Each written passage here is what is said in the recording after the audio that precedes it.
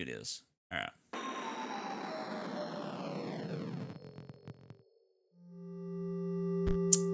Choose a starting deck to mark your ambition. Okay. Now, I'm pretty sure I've done this already. And I think we went with this one. The technology one. And apparently it didn't save afterwards. So I have been really thinking more and more about whether or not this is the option I wanted to go with. But since it's a first time playthrough and I tend to overthink everything, I'm just going to go ahead and go with it. Your ambition is to replace a PO3, your P03, and become the scribe of technology. Take the deck. The cards are added to your collection. Okay. Alright. I'm assuming I follow this little path out of here. What is this? Oh. Okay, so this is Leshy's place, obviously. We've been here. Uh-oh.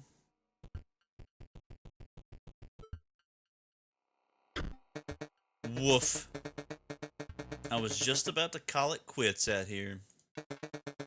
But now that there's a challenger in our midst, back to work for me. Challenger. I should be able to get this bridge fixed in. Full disclosure, it'll take me exactly as long as it takes you to defeat one of those scribes. Wow, they're not beating around the bush. I haven't seen anyone pick P03's deck yet. Ooh. Well, I like technology pretty good. Don't get me wrong, I would like magic as well. But technology in itself is a form of magic, I believe. Like, if you had described to me the internet when I was a child and cell phones, I would have thought that's crazy. There's no way. And then it just existed. Hell.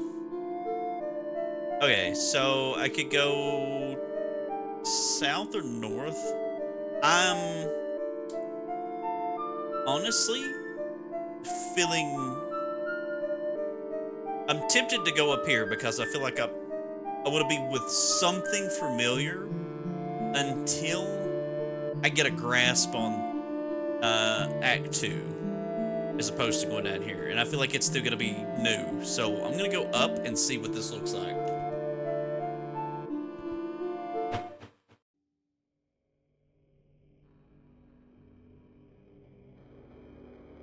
Oh, there's eyes. Chest. 2 something 3. Drop your nut first, you liar. You pried the chest open and found a card pack inside. A card pack? You received a beastly card pack. Oh, I like this. Mole? Okay, it has the same stuff as before, from what I can remember.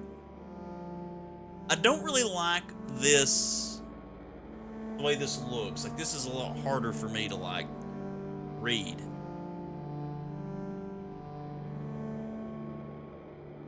Once played, it provides an energy cell to its owner. What is an energy cell? Okay, that's new. It's got blue eyes, and this is blue, so to me, that must be like a, I don't remember what it's called, but like an ability, like something special that this card doesn't normally have. I see that it's got the cost. It's a 1/1. It's got the cost on the top right. Bullfrog will block an opposing creature bearing the airborne sigil. Okay, so the rules are the same. The walkers. When the walkers dies, 4 bones are awarded instead of 1. Okay, so it basically just replaces its own cost when it dies. Frankenstein. 2/2 for 5 bones. Dogs were trying to play in the flooded grass with the bullfrogs, like, oh, that's so cute though. What's this over here? These cards were added to your collection, okay. How do I tab? Okay, so I've got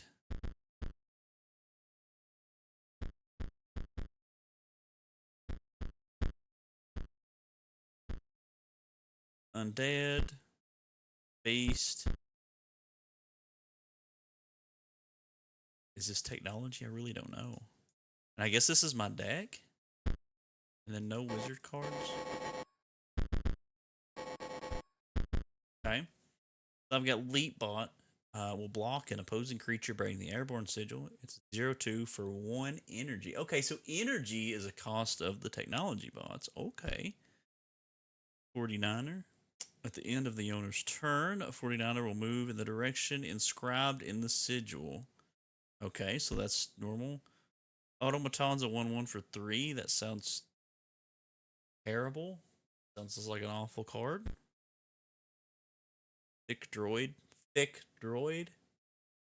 For 5 energy. Okay, so I've not dealt with energy cards yet, so I don't know how steep that is. Like 5 energy sounds steep to me for a 1/3. But I don't know. Okay, so I hit autocomplete just to see. We'll rock with autocomplete for now, because I really don't know what this guy's gonna say. Oh, hey, it's the prospector. Dagnabbit. The dang hound got herself lost again. Dude, he looks creepy. If you think you're getting past, think again. Not till I get some proof my girl's alright. Okay, so we have to find his dog. Here's a blood 2 something 3. I feel like that's gonna mean something. Two Pokeball 3. What's this guy saying? No fish, no pass.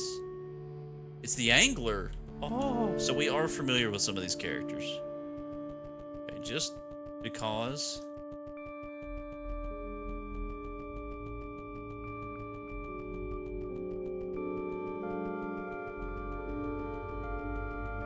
Oh, Bug has good news. What's your good news, Bug?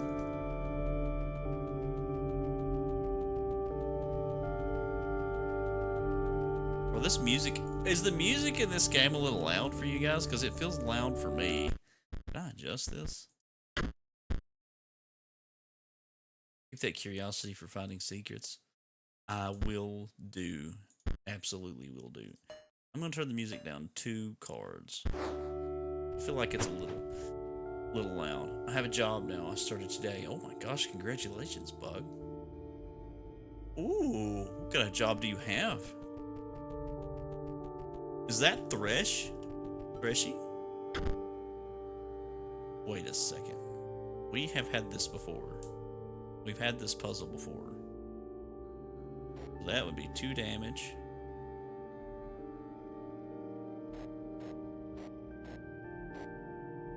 Two, 3, 4, 5, 6.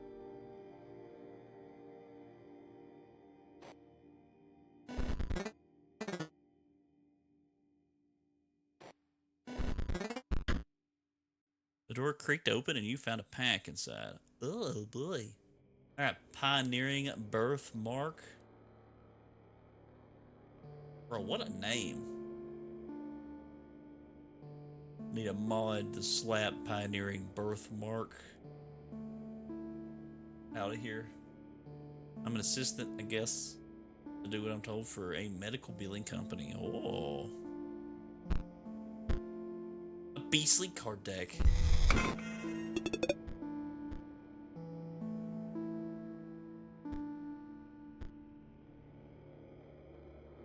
Thank you, Midi. Thank you. Energy Bot. When Energy Bot is played, it provides an energy cell to its owner. Okay. Okay.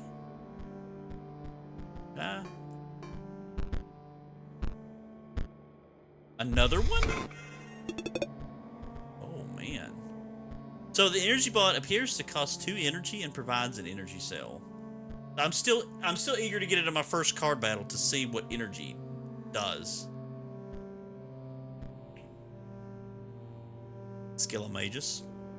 After attacking, Skillamagus perishes. Also, if Skillamagus' owner controls no Mox cards, Skillamagus perishes.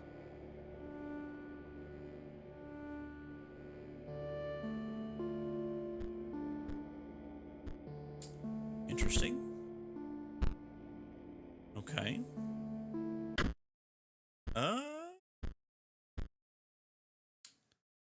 Let's remove that.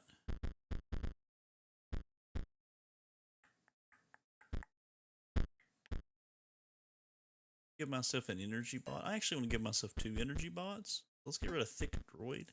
I feel like I'm gonna need those. So like today, I renamed, scanned the checks and added them to patient folders and followed up on case statuses with attorney offices. Sounds important, Bug. Sounds like important stuff.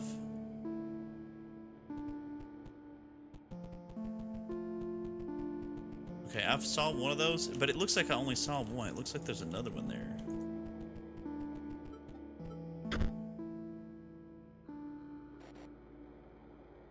Wait, what was the, hang on. Oh, I did not mean to go in here. Holy moly. What was it again? 2, something, 3.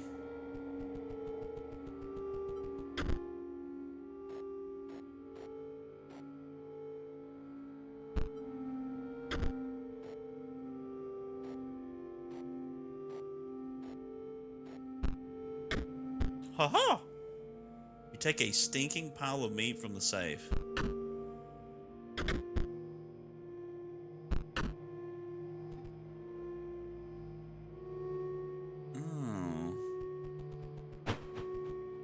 Oh.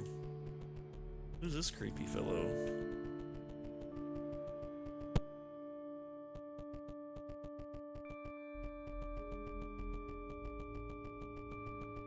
Who are you? Oh, it's money symbol.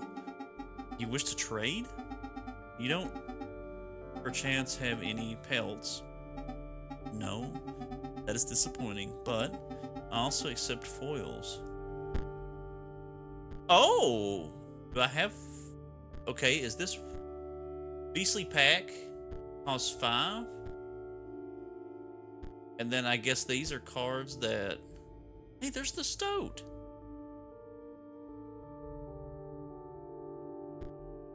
There's the squirrel.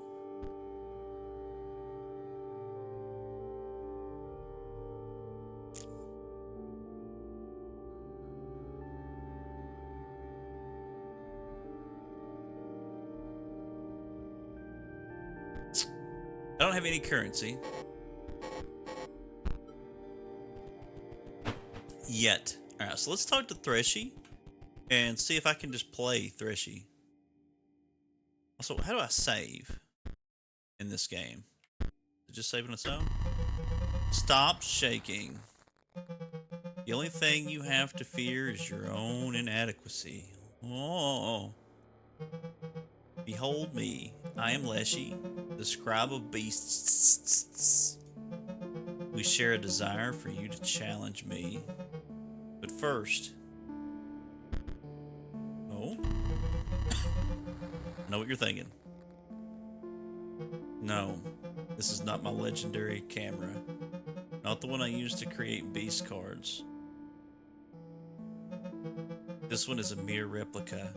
You may use it to create photos of the beasts in these woods. My subordinates, the prospector, the angler, and the trapper. They each require a photo before they will consider battling you.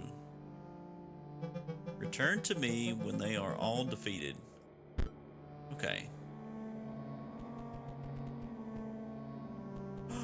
Good to see you, Kay. Glad you're home. Alright, so I think I put the meat here. Huzzah. And there's the dog. I got a picture of it. Oh, that's creepy as can be. I'm gonna assume... Well, I'll be darned. That's my girl. I'll let you pass me and into yonder pond. But, dagnabbit, first we gotta battle! I feel like this is going to be difficult because... Oh, this is... Yep, I'm P03, okay? You picked my starter deck. That means you have to learn to use energy. That I do, brother. Do I really have to explain this to you? Yes, you do. Good to see you, Mango. Oh. At the start of each turn, you increase your max energy. Okay. Spend it or not, doesn't matter.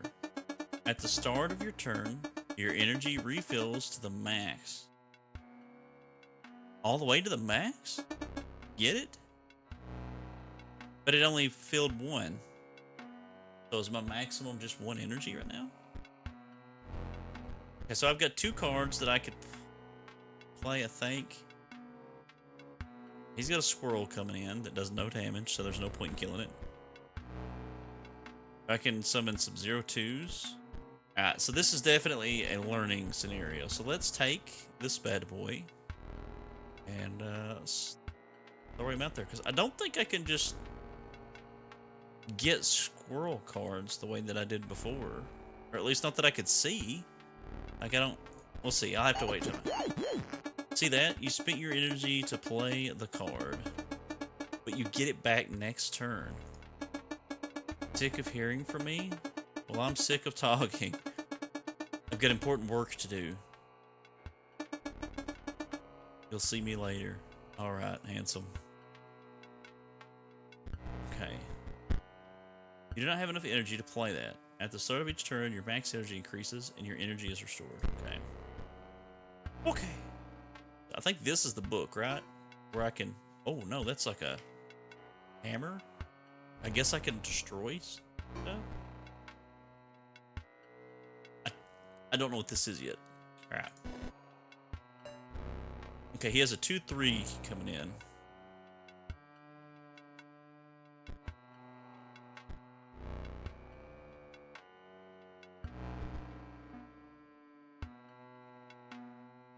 Okay, I can summon 2 energy cards now.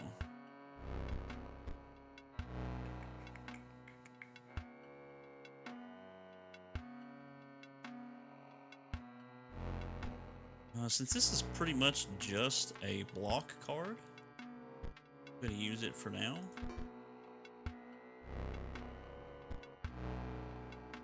Just to block the dog.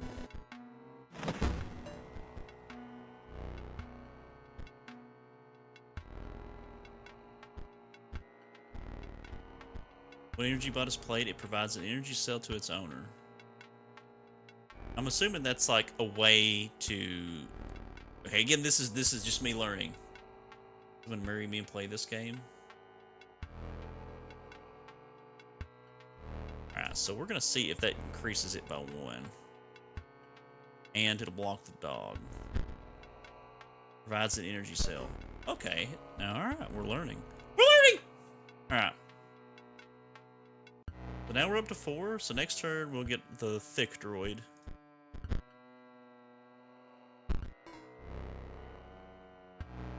Alright. I knew that was gonna happen, but we're learning. We're trying to figure this new thing out. Okay, so now we have 5. Can I move cards? No. I want to know what this hammer does. It's not explaining the hammer to me, and I hate to just use it. I'm afraid it's just going to destroy, because it's a hammer. I feel like it's just going to destroy a card. I don't think it'll hurt anything to do it, so let's just see what it does. That's exactly what it does. That's what I thought it does. Okay, so it just destroys... Alright, we know now. We just know. Okay, we've learned. We're educated now. Alright. Okay, so he's got a bullfrog coming in too.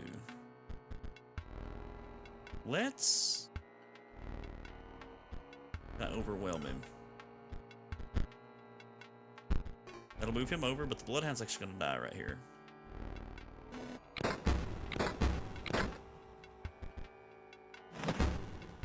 Alright.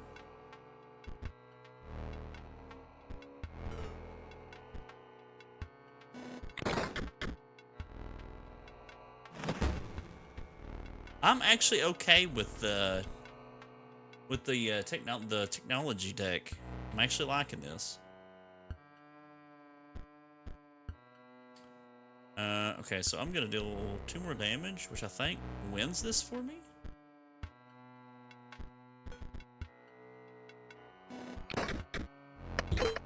Okay. We've defeated him. Fair is fair. They beat me like a dog. Take this. Some say these here cards are better than gold.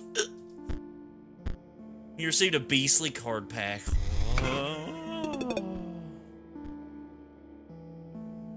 Bonehound. Stem Mage. Activate. Pay 3 energy to increase the power and health of Stem Mage by 1. Oh, so it's a card that it has an active ability. Oh, I like it. I like it a lot. Oh. Can I keep playing him? I wonder. Before I do that, let me, can I just, like, get rid of my deck completely? What's this button? Okay, so let's just... Alright. The card game expands so much in Act 2, it's nuts. I can see that. We want definitely those two. The energy bots are fantastic. Stem bot or Stem Mage is actually different. Okay, so I've noticed Stem Mage uses energy, but it also has a triangle to play it. So I have one question, and you can tell me if the answer is a spoiler, or you can just answer it if you don't think it's a spoiler. If I add this to my deck right now, will I even be able to play it, or is this triangle something that I'm gonna have to deal with? Because, and the reason I ask is because I've got the cards that I am familiar with that cost blood, but I'm not drawing squirrels. So if I have one of these in my deck, do I also regain the ability to draw a squirrel or draw a card at the beginning of my turn? Or is it different in Act 2? Like, do I have to actually bring free cards in that are worth blood? Like, I don't know how this... You won't be able to play it. Okay, okay. So thank you for telling me that. I was afraid to put that in my deck just because of that.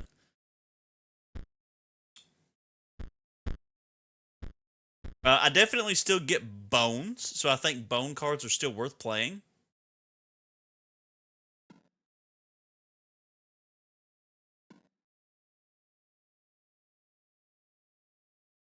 And what is a Mox card?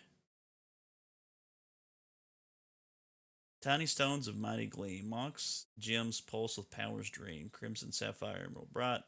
Each one hums with arcane might. No blood, no cost, just magic pure. Sorcerer's Boon, swift and sure. Oh. The poet is back. I vaguely remember this. Okay.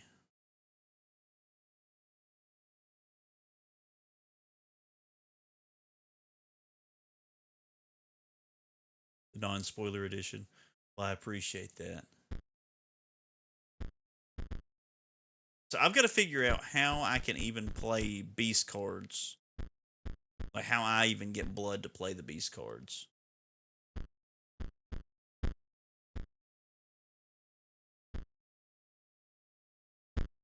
And if there's a card I don't want, can I just straight up can I get rid of it to gain a currency? Or is this explained to me? You lose the need for scrolls because only the beast cards are the only ones that need blood sacrifice. Okay. Alright. So let's focus on the energy cards for now, since that's what we began with. So let's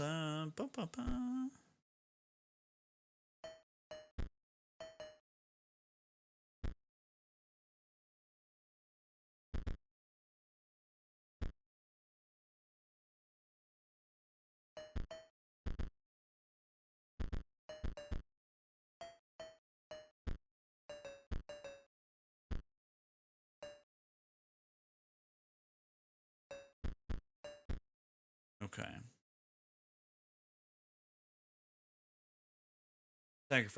Sacrificing cards of other sets count towards blood sacrifices. Yeah, I sort of thought that, but I wasn't 100% sure. The way to yonder pond is clear. Okay, so I can't just re-challenge him. As for mokes and whatnot, it'll make sense the more cards you get. Alright. Or mocks. Mocks, mokes, mocks. Alright, so we've got this. A fish, picture of fish. There's clearly a big fishy boy right here. Place the photo of bait in the line. Place it.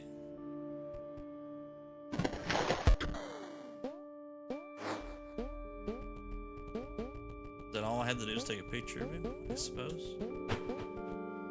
Means I can go over here and fight the angler. Fish, fresh fish, good. Steel, must beat.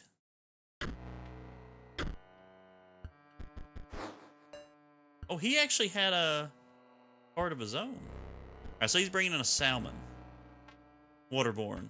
At the end of the owner's turn, salmon will move in the direction inscribed in the sigil.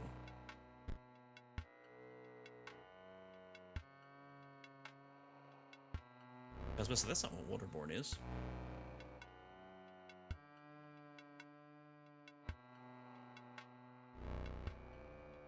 Okay.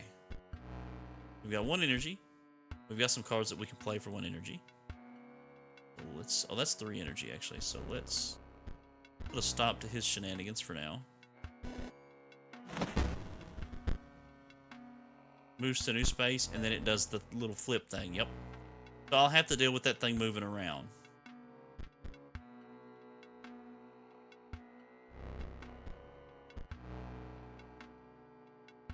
So it'll flip and attack. So I'll get an attack, and then it'll attack and kill whatever I place. Oh, I shouldn't have done that, because it's actually gonna... Yeah, well, unless... Yeah, no, I'm gonna have to... Because now it'll move, and I'm gonna take 2 damage, yeah. Okay. I understand. It was a mistake.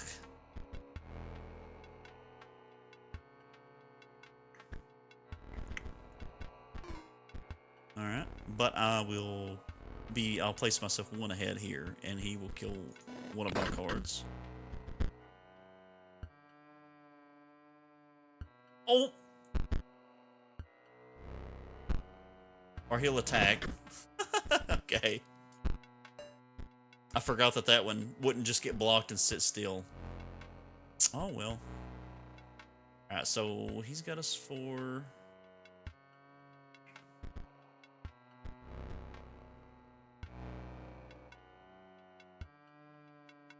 And we're still going to take 2. Which is fine. We're going to deal 3 damage, which will put us back ahead.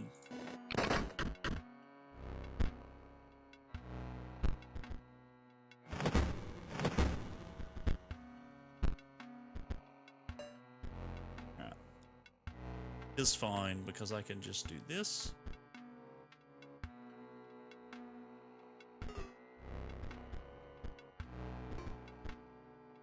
And keep doing this until I take him out.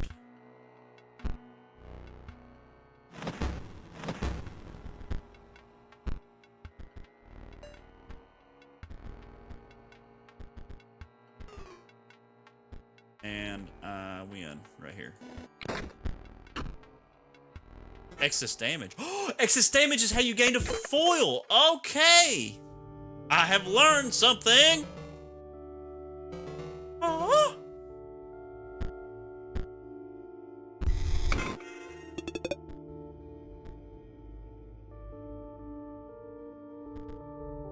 Emerald Mox can't be sacrificed. While Emerald Mox is on the board, it provides a green gem to its owner. Oh. Ruby Golem can't be sacrificed. When Ruby Golem perishes, a Ruby Mox is created in its place. Now that's how I get an Emerald Mox. While it's on the board, it provides a green gem. I assume I'll lose the green gem. Okay, okay. Okay, we're learning. We're learning.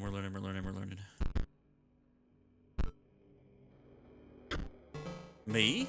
Work continue. Find fish for Leshy. Can I get around you, brother? I can't. Okay. All right, let's look at our deck again. Okay, I can actually start working on this Stim Mage. Puzzling good in the neighborhood we are. Alright, so the only issue I have with using Stim Mage is I'm afraid I will draw him, have him in my hand, and then not get Emerald Mox, or I'll get Emerald Mox, but I won't get Stim Mage. And I need one with the other, so it's too dependent for this early for me.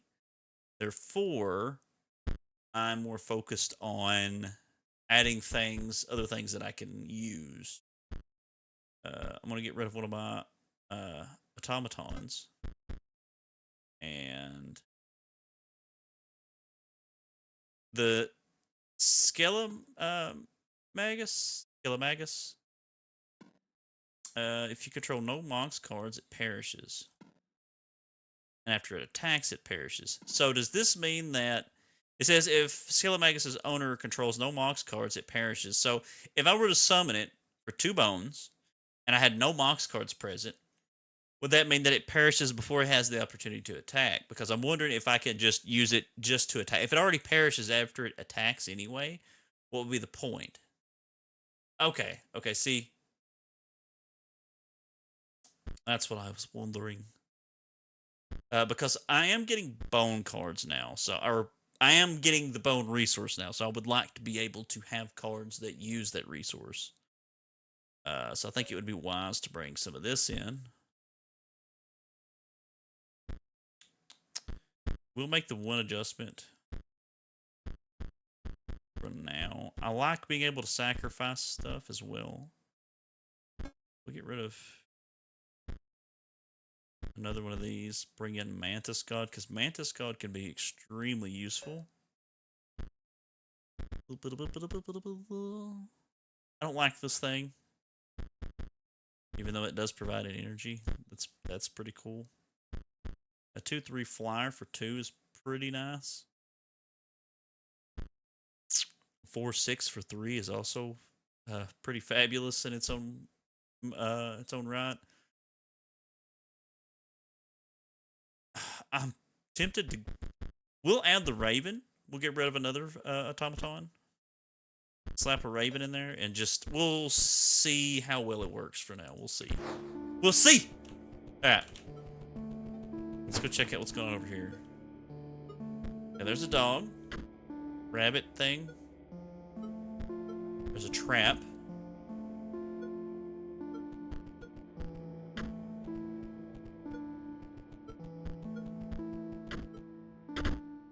Patches of dried blood crackled as you pried the chest open, but 2 packs were inside.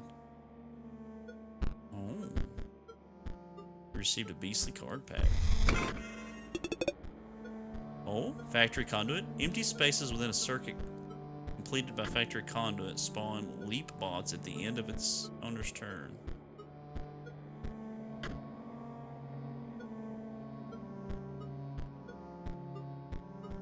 Another Emerald Mox. Wolf Cub. Wolf Cub is actually pretty good. Okay. We're getting more Mox cards too.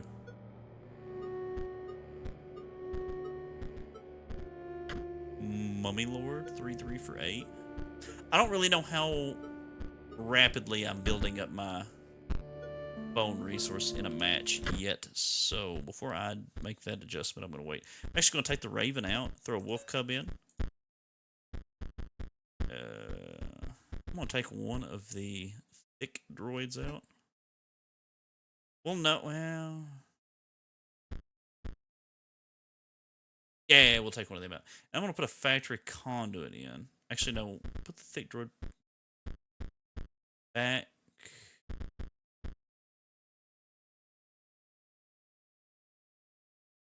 They came out. Raven automaton. Throw that down. 0/2. And it provides more. Alright. So this thing is...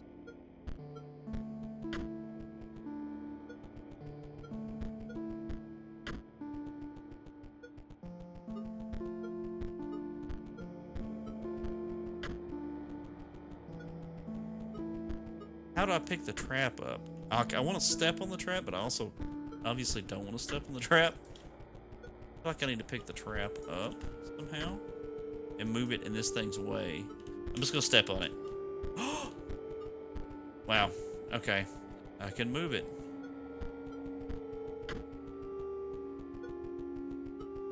And then stand here. That'll force it to...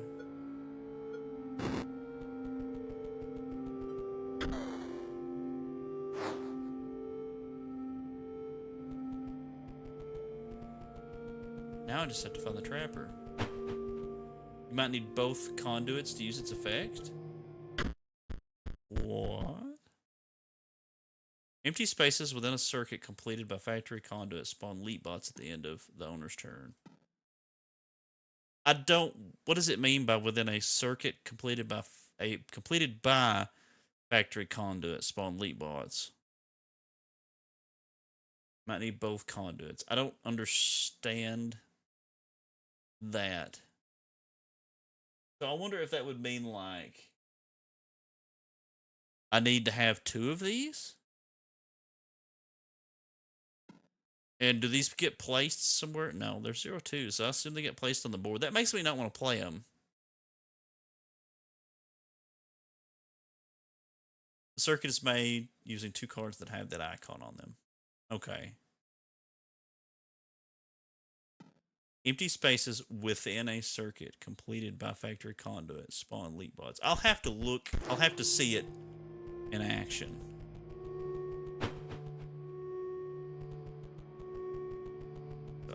This is the trapper in here, right? This is... Have brought a pelt. I am pleased. But another turn of the skinning knife. So if you place 1 conduit at each end, 2 leap bots will spawn at the end of your turn. Oh. Okay. It's time to set another trap. I smell the hare's blood on you. Oh, no you don't. Oh, I've got to fight him, okay. Bullfrog and burrowing trap.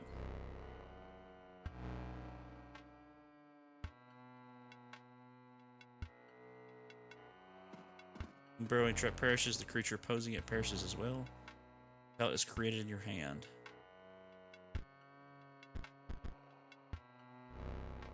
Well, really, I don't want that in my deck anyway, because that would just be a bunch of 0... Like... That would not work.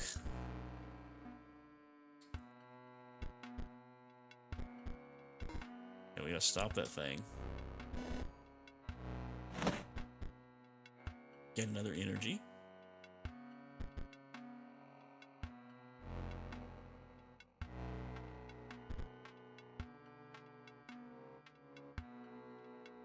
When an empty space would be struck, we'll move to that space to receive the strike instead. So if I play something here, it's going to move to it.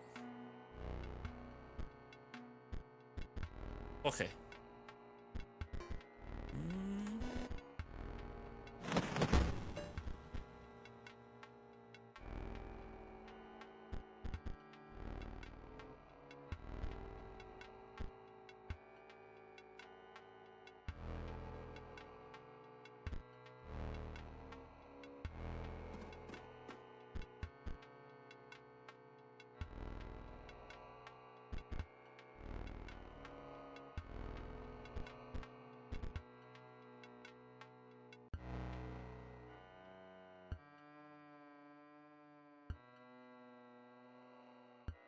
I believe you're right, but just for the sake of...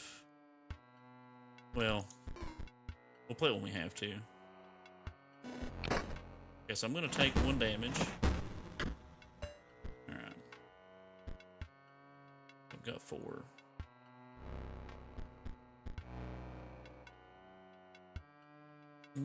Put him here, so he'll take that one out.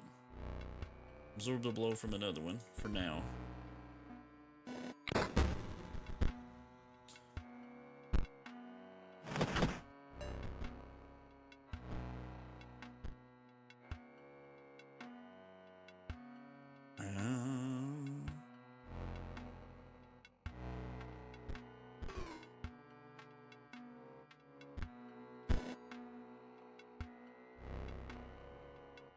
brother. Okay, so that has to be destroyed.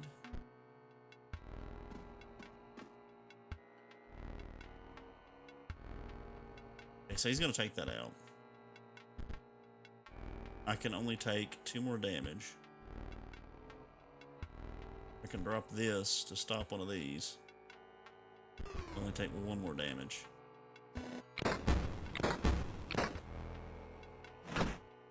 Alright. But I've got a flyer coming in. Oh, that's actually going to end me. Or no, it's not, because I'm going to deal 3. Well, I would deal 3 damage. When the trap perishes, the creature opposing it perishes as well. It's actually going to take my 2/2 out, and then he's going to take 2 damage.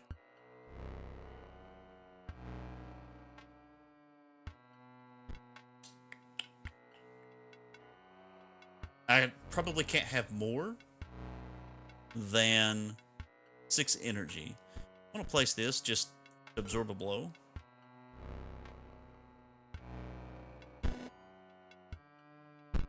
Okay, that'll perish him. That'll destroy that, and I'll get a pelt for that. I'm 1 away from losing. These 2 guys will balance out his damage.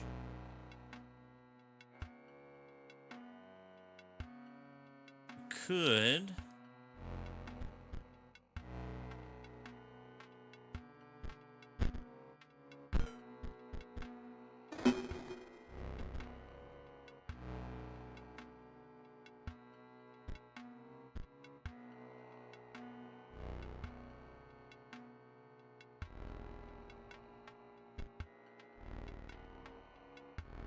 Let's see. They'll deal 1 damage to each of those. He'll deal 1 damage to that, leaving him a 2/1.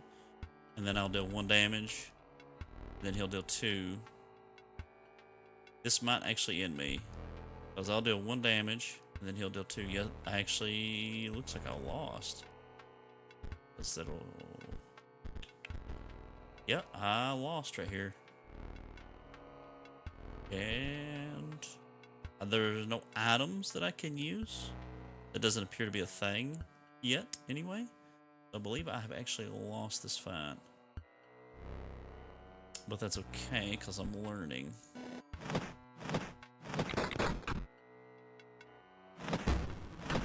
Oh, no? Somehow I did more damage than I thought. I am confused. So this will take out the frog, and the mantis will do 1 damage and then 1 damage, so it'll destroy this, dealing 1 damage to him.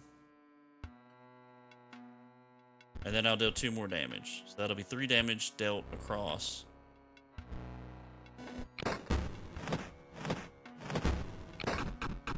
Oh no, Mantis God is he has a triple attack, not a double attack. I completely overlooked that. I thought it was the regular Mantis or whatever that just attacked diagonally and that was it. Yeah. See, I thought it was the other one, the lower one. Oh. Oh. That's wonderful. Okay, so it's 8 and 8.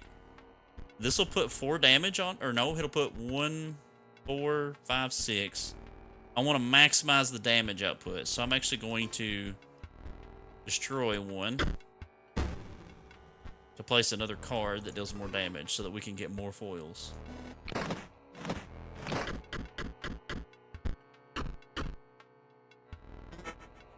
Oh, there we go.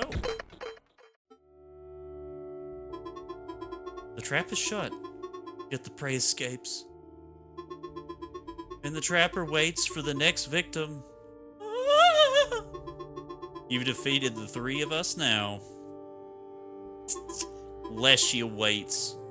Leshy's a cheating sack of crap, okay? You received a beastly card pack. Another Mantis God, let's go!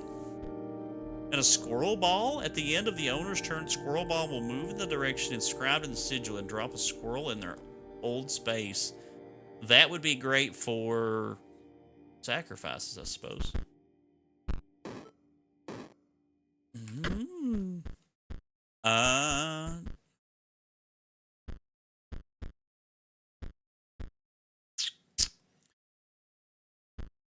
I'm actually going to get rid of one of my elite bots and replace it with another Mantis God, because Mantis God is too cool for school, brother. 0-6 for 1 blood is pretty sweet. I think using energy to get out smaller bots and then replace them with stronger blood sacrifice cards seems like a sound plan. I'm starting to build on this, the mock stuff.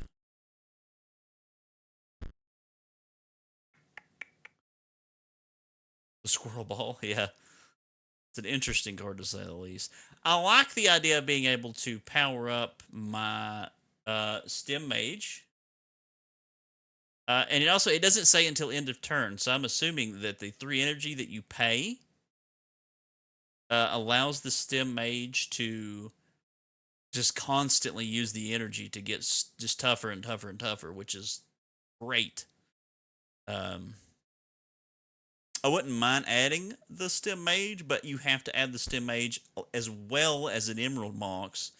And the emerald mox taking a slot is well, it's not cool. I don't like it. Because energy is something that is a resource that I produce at the start of every turn that only gets better and better. So like it doesn't consume any real estate on the board. As in the same thing with bones. Bones you get over time anyway as the battle goes. Through character cards or cards being killed or destroyed or whatever. So, and blood is just sacrificing cards. These provide a resource that also takes up real estate on the board, which I do not like. Now, this card requires a Mox, an orange diamond. I guess that's the ruby. Yeah, ruby golem. When it perishes, a ruby mox is created in its place. So it costs 1 ruby mox and then creates 1 when it dies. That's interesting. I feel like I should stay away from the mox cards for now because I feel like I'm going to spread myself too thin. Oh yeah, we're going to get rid of factory conduit. I forgot all about that. Get rid of factory conduit. I do not like that card. I could see it, but I mean, I can't see it actually because it's just a bunch of 0-2s. I could still do the we still have the wolf card, the mantis card. All of those are nice. The bone cards are nice. I wasn't even paying attention to the bones that I had.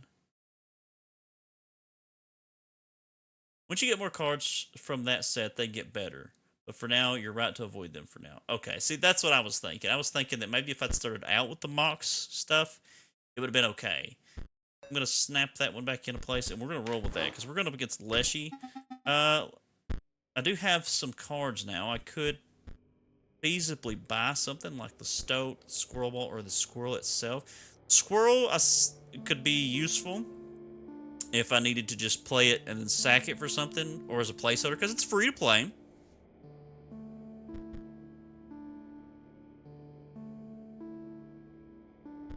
The Stoat only costs 1 and it's a 1-2, so that's not the worst. But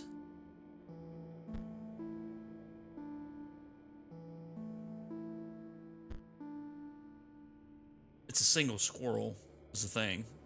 I think I'm just going to save my things for now.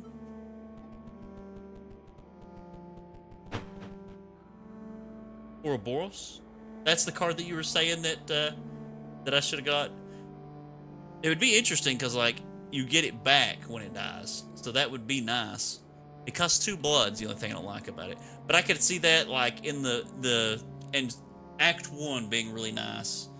Because it would just get strong. Like, you just keep making it strong. Basically, the card that I beat Act 1 with, the Brandon card, had that ability that made it so that when it died, it just returned to my hand. But him being free made him so wonderful. You had bested the Unhinged Prospector, the Gormless Angler, the Enigmatic Trapper, You found yourself standing before your ultimate match, Leshy, Scribe of Beasts. Then all it does when it dies? Oh, is that not all it does when it dies in Act 1? Or I couldn't afford it anyway, but it's still good to know. Your ambition is to replace a P03? Good. Though if you do not defeat me, you will not get that chance. Steel yourself, for my beasts will show you no mercy, only fangs.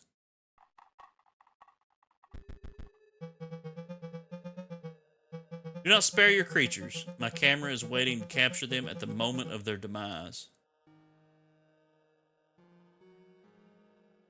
What does he mean by that? And my beasts are famished.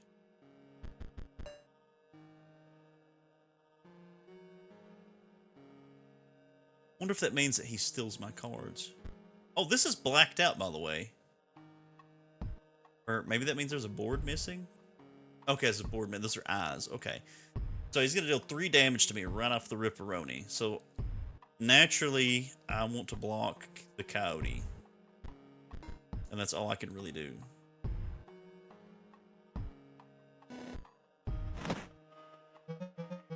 I'll need a photo of that one's cost. Just 1 energy. But what does he do with it? I bet he creates a card. Because he just said he needs its cost. I now have 1 bone.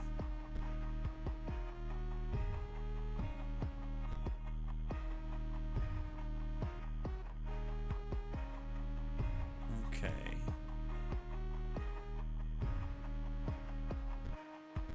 That'll take the coyote out, but it won't get destroyed actually. It'll take the coyote out, and then it'll move here and stop the frog's attack. I'm still going to take 1 damage though. Whereas moves to a new space. 1 moment before that one dies. I'll need to capture its stats. It was a 1/1. Now I wonder if he has energy. Well, he doesn't have to sacrifice stuff. He just summons cards. We have to keep that in mind. So I've got 3. He has 2 1/2s on the board. And he's 2 damage ahead of me. This will stop the Stoat for 2 turns. This will do 1 damage to his Bullfrog. And then die. Buying me another turn.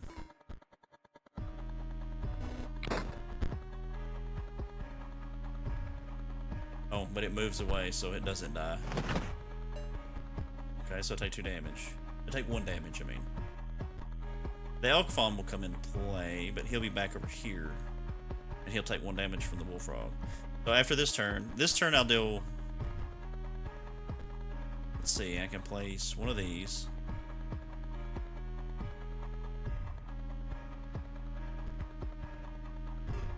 Yeah, that'll take out the Bullfrog, and I'll do 1 damage. Getting me back on the board some. And then 1 of these guys will move. And the other one may move. We'll see how it goes. Okay, so I'm going to take 1 damage from the sigils. He can block flying. I don't have any flyers, so that's not going to do him like any justice.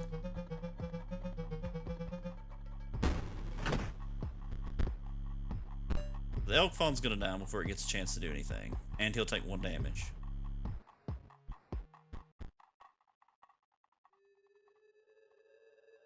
Bring this guy, and he will eventually take care of the Stoat. They'll go back and forth, but he'll eventually take care of the Stoat. Now, the mosaic that this guy was just talking about, I'm assuming that he's gonna bring it into play. It's gonna be like a 1/1 that costs 1 energy. Well, he said that it has the cost. And he had to take a picture for the cost, but he doesn't pay a cost, is what I don't understand. He doesn't have to pay a cost. So I wonder if that's like a card that I get, or what the deal is.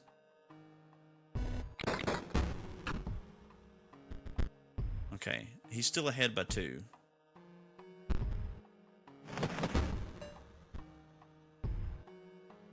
Alright. Okay, I have full energy. I'm actually going to bring in this. Because when this dies, it gives me the 4 bones back. But I don't think I have any other bone cards. And I think I only have 1 walker card. The walkers. I kind of want to sack my 1-2 for the wolf. So that it has a turn to get better. Because it'll take out the stoat. I think I am going to do that.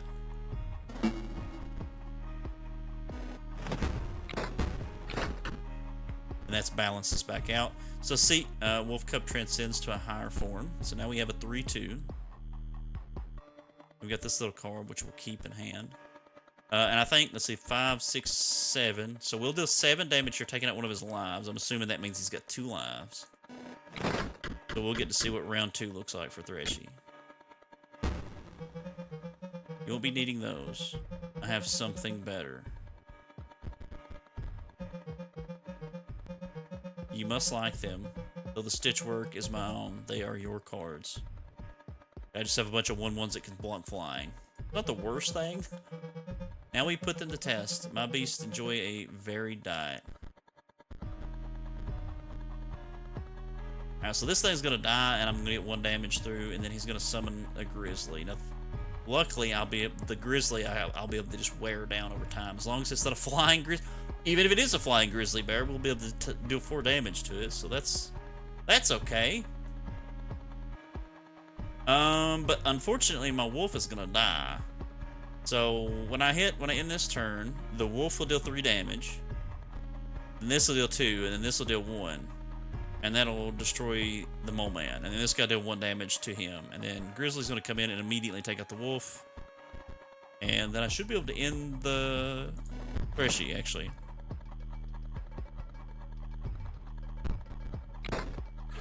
Okay. That puts us 1 ahead. Grizzly will take out wolf. And then I just have to stop Grizzly. That's all I have to do.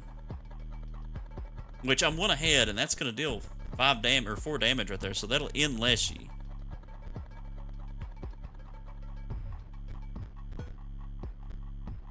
Right?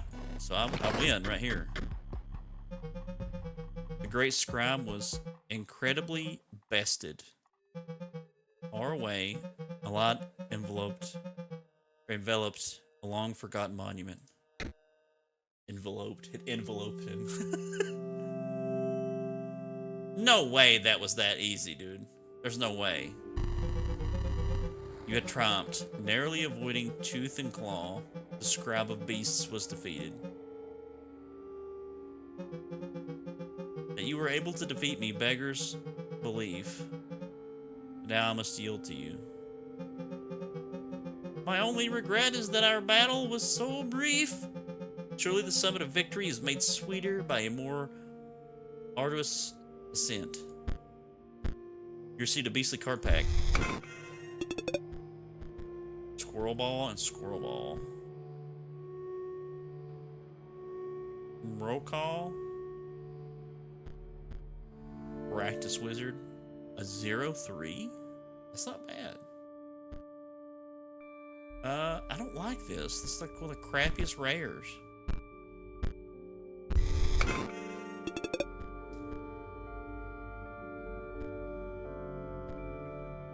Pharaoh's Pets. Pharaoh's Pets is counted as 3 blood rather than 1 blood when sacrificed. Also, when Pharaoh's Pets is sacrificed, it does not perish. Wow. Wow. That's great, actually.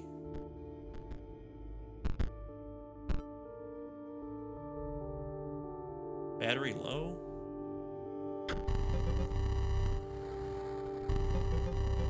Stop. What is that? Uh-oh.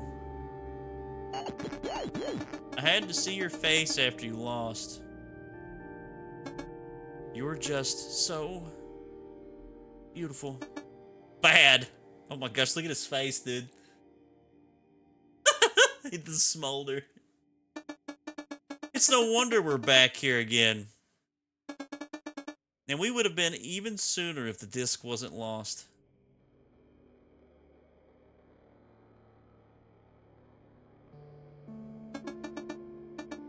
Take a long look at this face, because you'll never see it again. Oh, hey.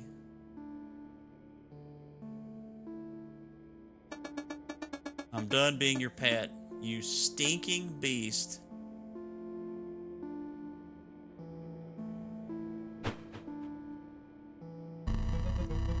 I pushed it too far that last time. Why don't they see? To live as a beast would be the noblest thing. Even so lowly a creature as a stoat. So Threshy did get up to no good. He did. See, I had theorized that Threshy had used his camera to trap the other scribes and force them to basically be his beasts or whatever.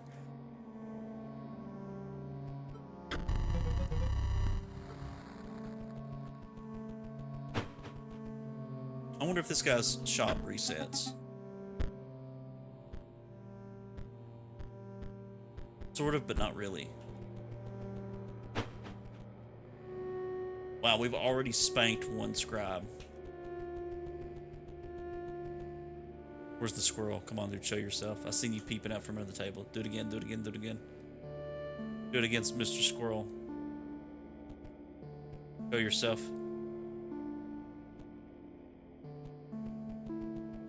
Okay, there's nothing I can do about it.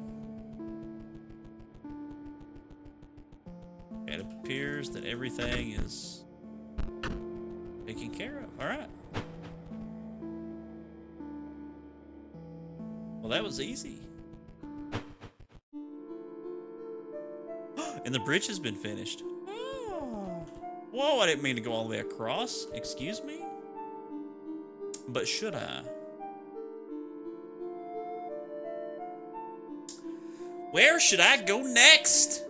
I'm tempted to go here because... Quick, 1 to 5. 1. No. 5. 5, bug. 5.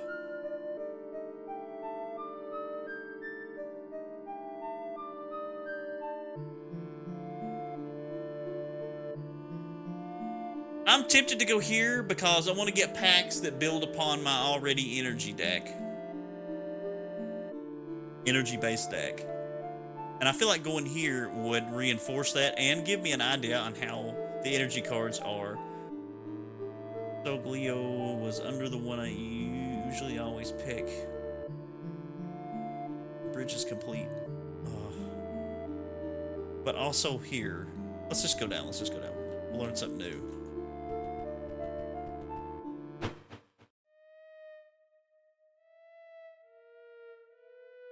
Okay, so I'm seeing... You're here! Marvelous! I am Grimora, Scribe of the Dead. Oh, so this is okay. So this will probably be like bone cards. Until quite recently, I was disgraced. Though I was returned to my former glory with the help of some unlikely friends. If you wish to test your skills against me, you must first prove your wits. You must discern which tomb marks the final resting place of my lovely ghouls. Okay, so... You found a piece of an epitaph. It reads, eaten by a hungry dog. Surely this doesn't mean I'm going to have to go back to the last place. You found a piece of an epitaph. It reads, does not hold a grudge. Eaten by a dog and doesn't hold a grudge. And I can't... Okay, let's see what these say.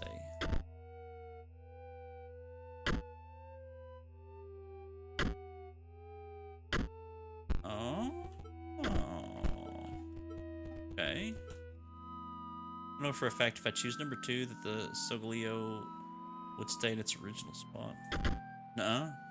You sifted through the bones and found a card pack inside. You received the Deathly card pack! Ah! I was right, it's bone cards. It's a sarcophagus. Because 4 bones, sarcophagus will grow into a more powerful form after 1 turn on the board. Oh, it's a 0-2 for only 4. That's not bad. Tomb Robber, activate. Pay 1 bone to create a skeleton in your hand. Oh, a skeleton in my hand, but what's the skeleton card? Revenant. After attacking, Revenant perishes. Oh, it's a 3-1. That's not bad. Gamblebot. 3 energy. Activate. Pay 1 energy to set the power of Gamblebot randomly between 1 and 6. Oh, I like it.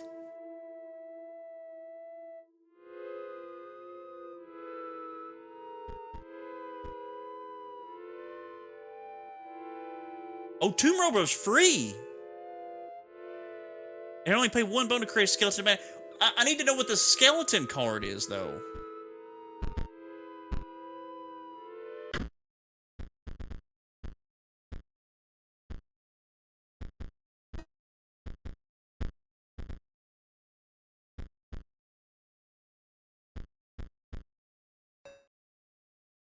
We'll slap him down and see.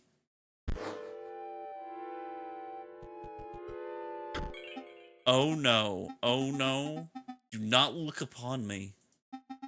Do not snarl or sniff, I beg you. You can do some broken stuff with him? Oh. You wish to battle? Please, let us get it over with. Okay, brother. Okay. Bonehound. When an opposing creature is placed opposite to an empty space, Bonehound will move to that empty space. That's the same as Bloodhound. It's the same.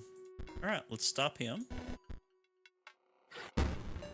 Oh, he's got a Revenant. I can only stop one of them. Oh me, oh my. Oh me, oh my. This is not good, boys. This is not good. I'm gonna take 2 damage, I think. But he perishes. So all I have to do is block his attack. That's literally all I have to do. If I could put the 49er down here, it'll deal 1 damage to the Bonehound, and then he'll move over to stop Revenant. But if I put him down, I get a waste of space as an announcement. Announce it, waste of space, announce it. Do your thing, baby boobop. Give me an energy. Oh, it blocks the Revenant. Actually. Oh. Cool. It blocks the Revenant. My armpits genuinely smell nursing home, urine, and barbecue Fritos. Smell of nursing home, urine, and barbecue Fritos. What is... Okay, before I continue, what is the difference between regular urine and nursing home urine? I'm an inconsiderate sheath stain of society, and I have no remorse for my own well-being, but I wish you the best. Old people don't hydrate enough. Well, you could argue that for... I mean, that's not just an old person thing. But I appreciate your announcement. Take better care of yourself. Your body is your temple. Okay, moving on. Alright, so I'm taking no damage. I could place 49er down, but then that's going to move Bloodhound over, and we don't want that. We want Bloodhound to stay right where he's at. However, if I bring in 49er and put him here, he'll deal 1 damage to Bloodhound, and then he'll move over. And I'm assuming that Bloodhound won't follow him, but I really don't know. But I really don't want to find out by taking a bunch of damage. But this is a learning scenario, so we'll do this. Attack. We're going to take 2 damage, but it'll be okay. We'll live. Skeleton is a 1-1. Okay, we know what the skeleton card is, and it perishes, but it's a 1-1. We've learned something. Miller can probably fall asleep. Alright, Bug, I appreciate that. I appreciate that a lot. Good night. Hope you sleep like a newborn baby. Like I hope you sleep like a cat. Hope you sleep for 12 hours. Even if you don't have 12 hours to sleep, I hope that even if you sleep for 4 hours, you get 12 hours of sleep instead.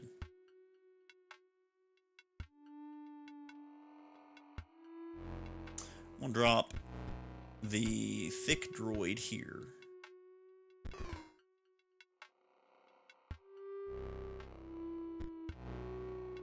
He'll deal 1 damage to Bonehound. Bonehound will do 2 damage to him, leaving them both. This guy will be a 1-1 and he'll be a 2-1, but he'll finish off Bonehound afterwards. And then block Revenant. So this is taken care of. 49er is going to deal 1 damage.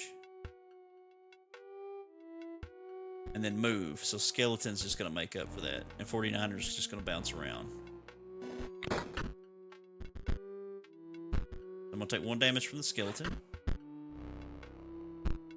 But he perishes, so that's not that big a deal. And now we have 6.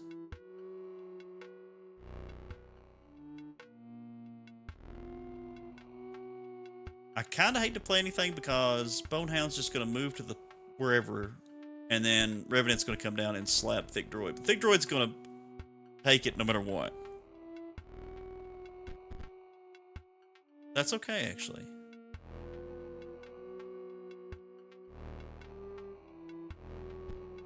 Slap him down. Now, we're going to deal 2 damage. And that'll balance us back out, and then we're still going to take 1 in return, thanks to Skeletal Boy and 49ers need to move around the board. Alright, so we will take 1 from the Skeleton. Revenant, they'll both perish, leaving the board empty. We are down 1, but we're doing great, actually.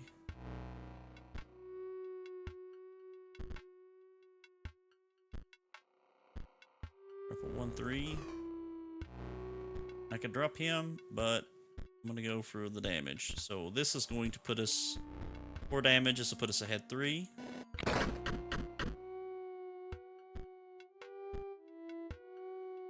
And we want to deal maximum damage here. We're going to deal 5 damage. Put us ahead by 3.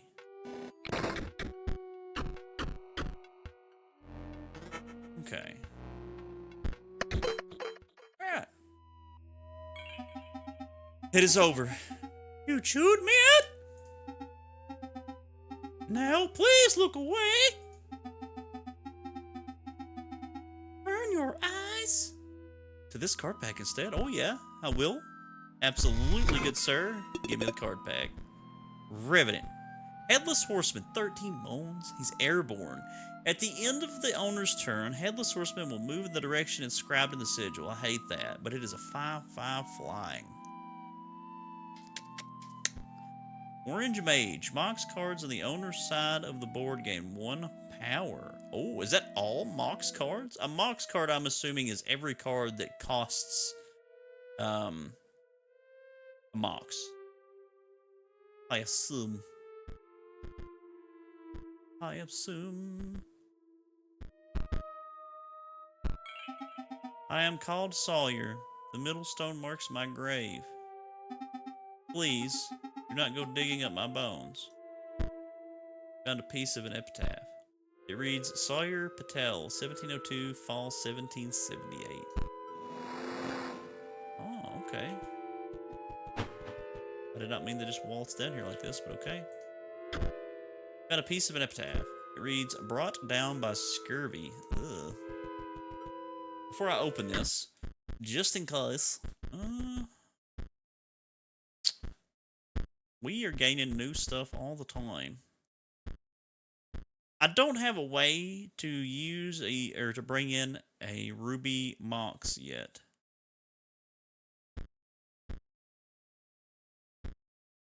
But honestly, after seeing some of these cards, I feel like the Mox cards are way up my alley.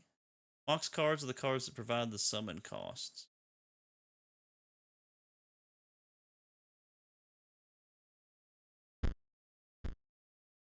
Gamblebot. I like the idea of Gamblebot. I think I will actually get rid of one of my thick droids.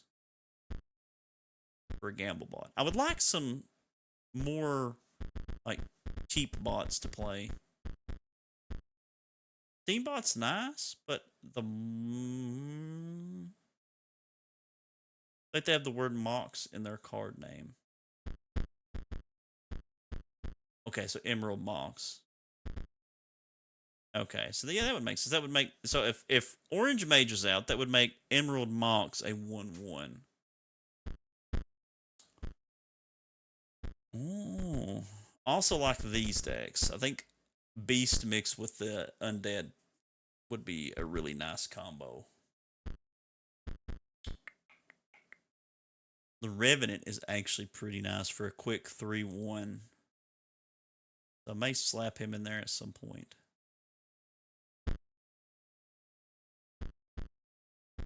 Let's get rid of Steambot. Slap in a Gamble Bot. Because I can pay 1 energy to make the Gamble Bot stronger.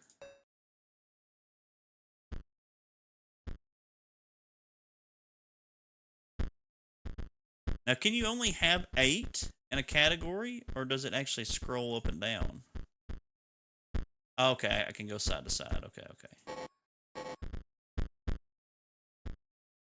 Mummy Lord, a 3/3 for 8 bones. Okay, so my bones...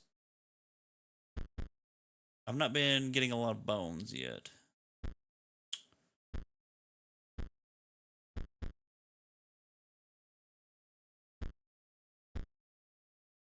I kind of want to get rid of the thick droids.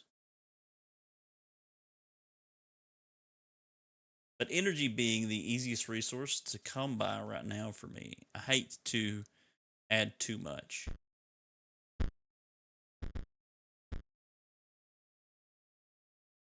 Being able to sacrifice a 49er, though, to throw down like an elk fawn, I feel like would be nice. As opposed to, like, say I would rather draw a 49er and then like an elk fawn. That way I could sack a 49er and play an elk fawn. But then I also run into the risk of drawing an elk fawn and not a 49er. Yo, ya Cobb, dude, how are you? It's good to see you. We've already got the Wolf Cub. The Wolf Cub's already in. Oh, I can have over 20 cards in my deck? I'm going to assume not. I'm assuming that that can go up, too. Da, da, da, da.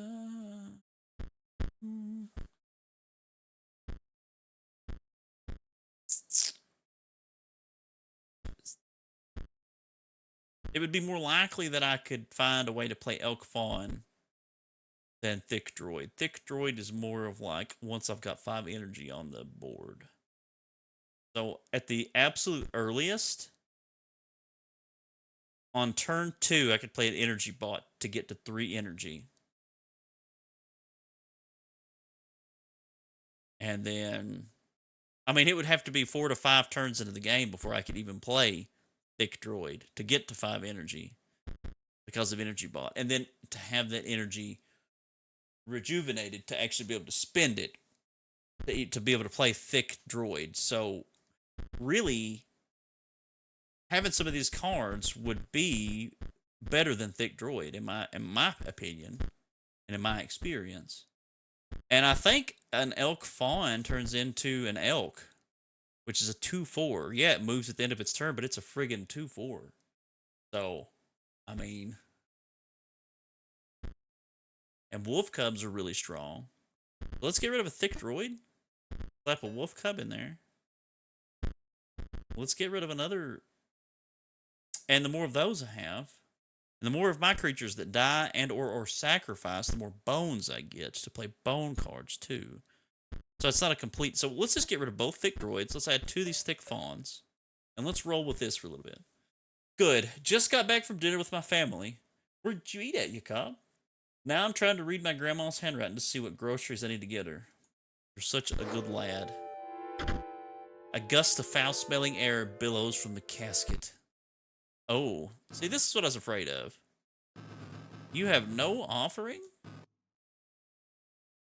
What do you mean? That offers something, brother. See what this guy's got to say. I'm called Sawyer. Do not sniff or snarl. Okay, let's...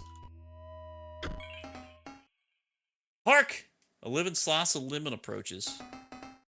Bright and trig as a lime. You think you will squeeze a defeat out of me? I do, brother. I do. Okay, so interesting.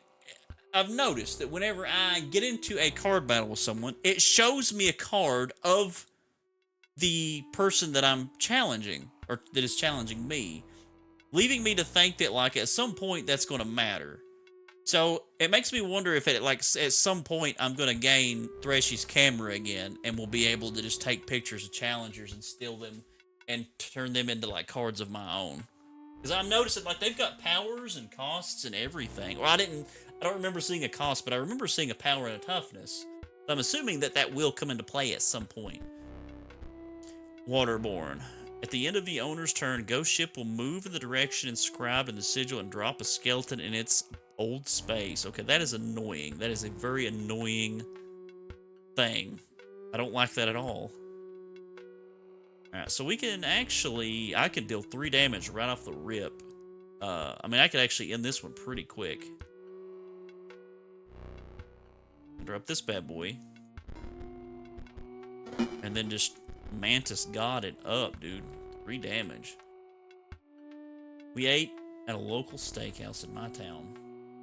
Someone has to shop for my grandma, and apparently my other family members are too busy. Dude, listen.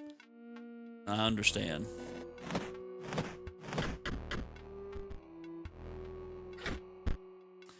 Skeleton collapses into a pile of bones. It's okay.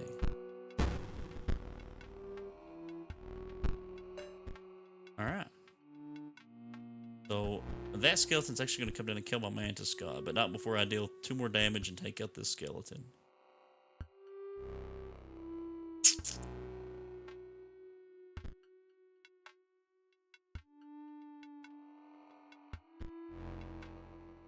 This will actually, hang on. So when I end this, it's going to do 1, 2, and then 3, because the Mantis God will kill the skeleton. That'll do 3 more damage. We're already ahead too, so this will end this. I'll actually win right here.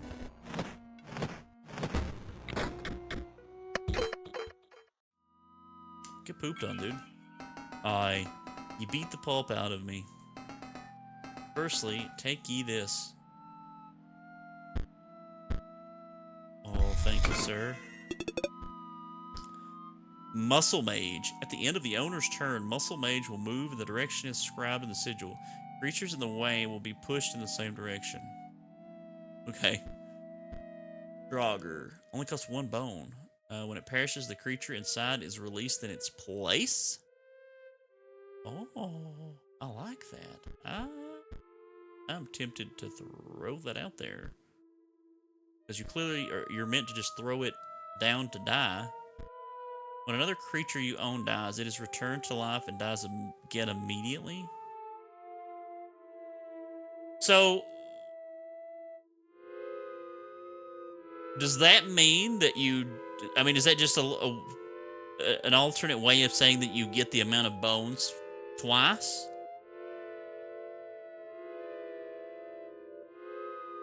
Is that what that's saying? Like and then dies again immediately? Does that, I mean, that's the only thing I can think, the only benefit I could think of that would have is that you get twice the amount of bones. For some reason, my knees are aching and really warm. I don't know what is happening to me. You're getting old, Jacob, and it's about to rain. If it's not already raining. That's what that means, brother. And because you bested me with ye, I'll share me secret. Me name's Royal. It's the far right tomb. Here's the headpiece. He found a piece of an epitaph. It reads Royal Dominguez? 1589, spring 1632. Ooh. I am curious about this Necromancer card. That is the only benefit I can think of. And the Draugr also sounds great.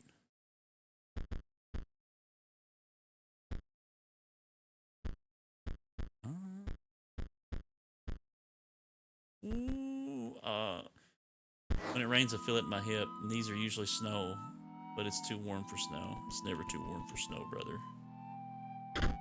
You found a piece of an epitaph in the casket, among other things. It reads, hit by a falling piece of ice. Okay. It said among other things, but it didn't tell me what the other things are. Got a card pack among the giblets and scantlings. Skeleton card. Bone heap.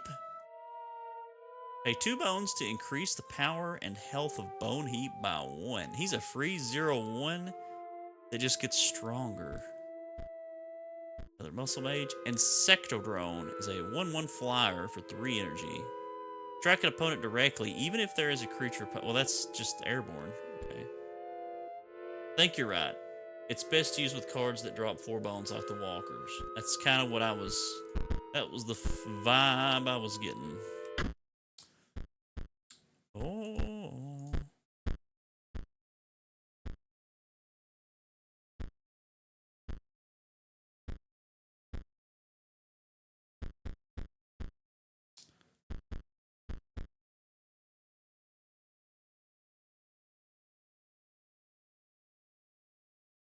Pay 1 bone to create a skeleton in your hand. Skeletons are free 1/1s. I could see that being useful.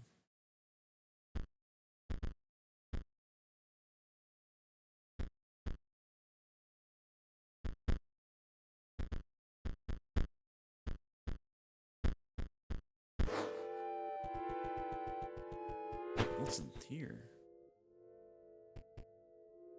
A mirror? Found an epitaph. Reads, there was no cure. Okay, what's this? What?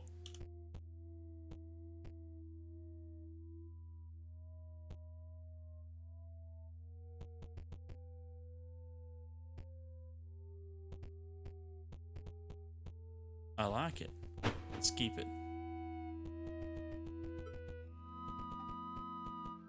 Probably because I was working on my knees a lot today and not doing what you think. What was I thinking, brother? What do you mean? Oh, hey, it's somebody I can purchase stuff off of. You wish to trade? Bone Heap, Gravedigger. At the end of the owner's turn, Gravedigger will generate 1 bone? Oh, that could easily be abused, and I can afford it. Can I buy multiple? Oh, no. Okay. Oh, my goodness. When the skeleton dies, I wonder if it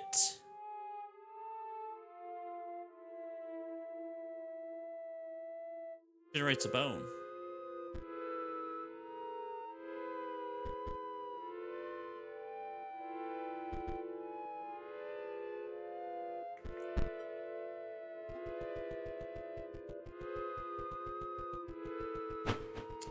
I wonder if, like, the meaning of changing my character's appearance actually has a meaning, or if that's just cosmetic. I'm assuming it's just purely cosmetic, but that's interesting.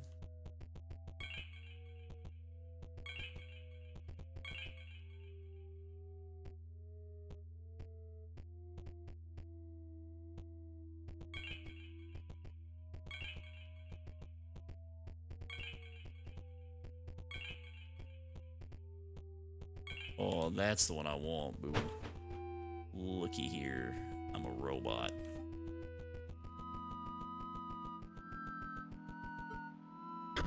Let's do battle, brother.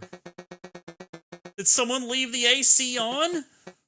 Oh, come on, dude. It's freezing in here. Maybe a heated battle will help, brother. You're going to get absolutely taken to Ram Ranch, okay? Oh, we get to see the Draugr in action. Banshee. Banshee will strike an opponent directly, even... Oh, it's just a flying creature, okay. So we'll just do this right here. Easy peasy lemon squeezy.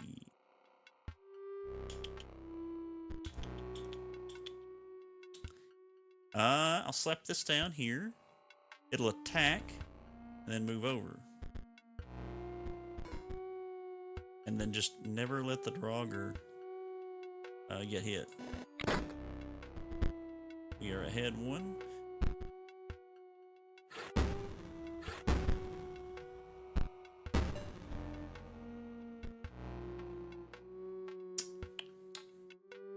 You're ahead one. You can actually slap Elite Bot down here just to prevent any 49ers from being able to accidentally get in this slot to unleash the Draugr.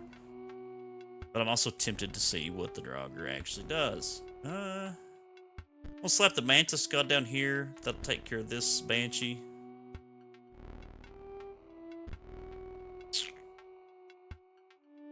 Play this guy.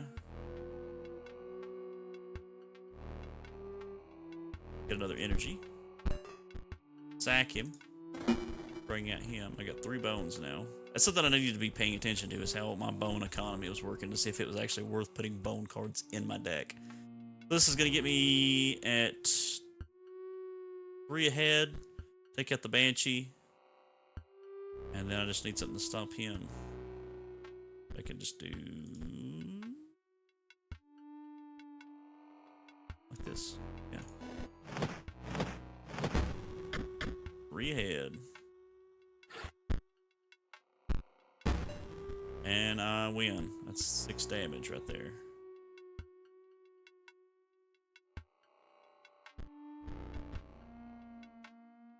I'm actually going to put the wolf here,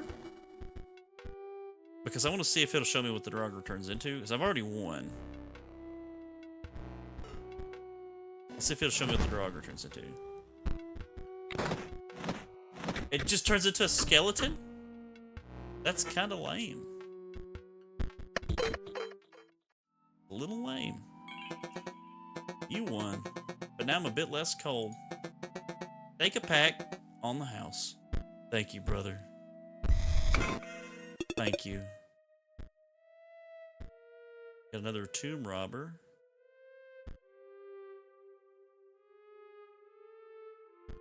Sentry drone. When a creature moves into the space opposing sentry drone, they are dealt 1 damage. Oh. Ooh, I like that.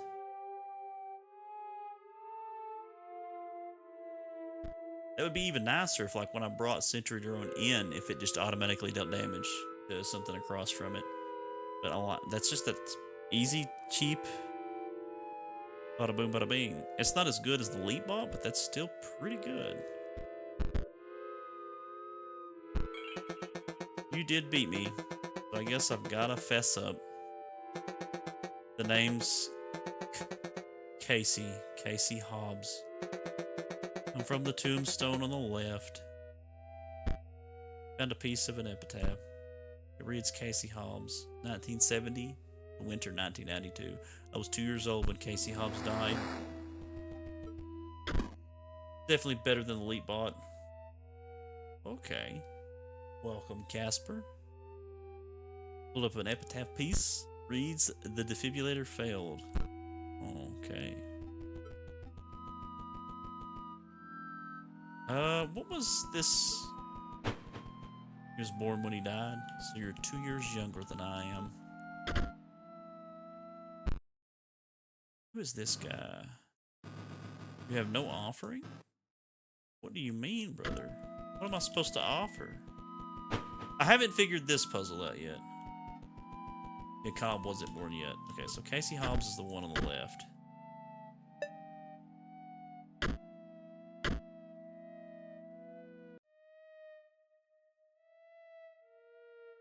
By piecing fallen. Well, we seen that.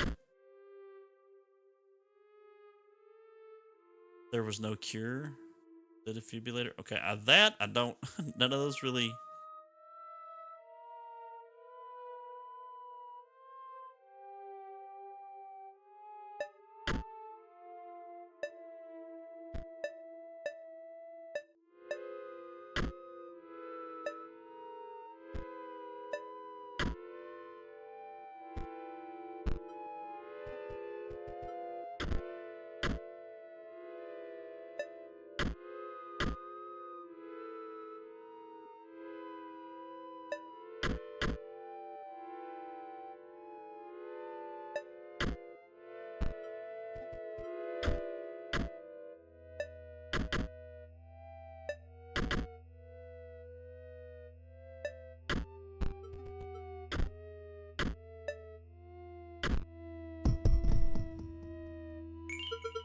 I honestly just guessed at some of those. Believe you have proven your wits adequately. Oh no. It's like when you when you take a test as back in school. It's supposed to gauge how like intelligent you are within a certain field, and you just guess, and it makes you like you guess so correctly that they think you're like a genius in a specific field, so they send you on some trip or something. You will not defeat me. Promise I will, brother. I feel like this thing down here has got something to do with this mirror. Or actually, I didn't look in the well at all, did I? I don't think I did. Maybe I did. You found a card in the well. The ink is running from the moisture. Ground soul. Okay.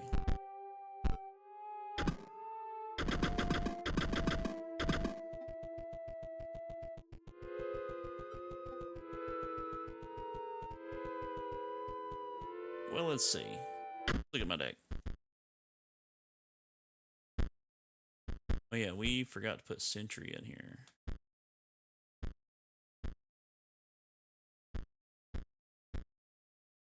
I won 1 for 2. I think a Sentry's.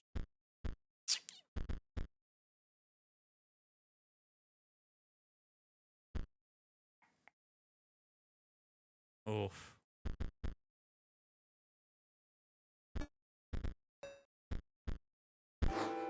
Alright. Marvelous, just marvelous. I was beginning to worry I'd be sealed away behind those tombstones forever. Locked down at the mercy of a challenger's wits until one day discovered. But no, you prevailed, and now it's time to battle! My minions never truly die, you know? Let's see how you fare. Alright. A 2-3?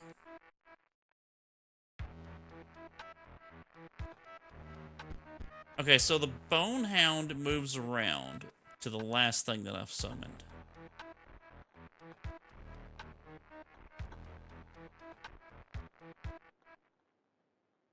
So, if I were to try to make a play here by placing Leapbot down and then sacking it for Mantis God, Mantis God will get 2 damage on the board and 1 damage on Bonehound, but then perish.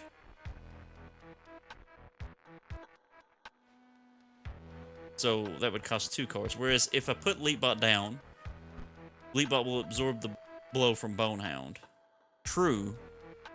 And I'll get a bone, but I'll still, starting next turn, start taking damage. 2 damage per turn from Bonehound until I deal with him.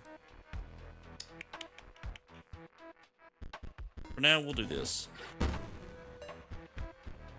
Banshee. Sarcophagus. Grow into a more powerful form after 1 turn on the board. I mean, as long as I don't kill Sarcophagus, I don't have to worry about it, and he takes up real estate on the board for the enemy. So that's...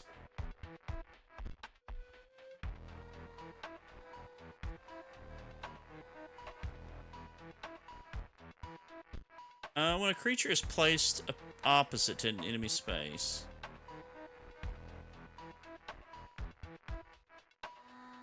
an empty space.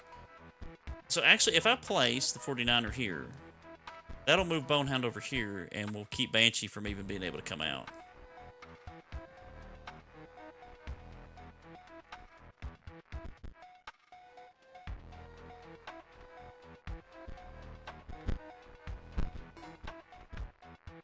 I'll still deal 1 damage to Bonehound and hit a block. So that works.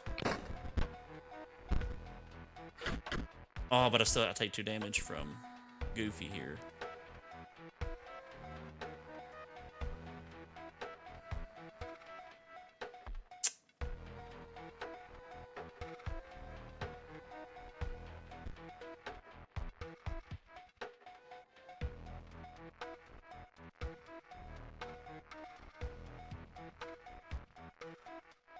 Tomb Raider. I could put Tomb Raider down right here.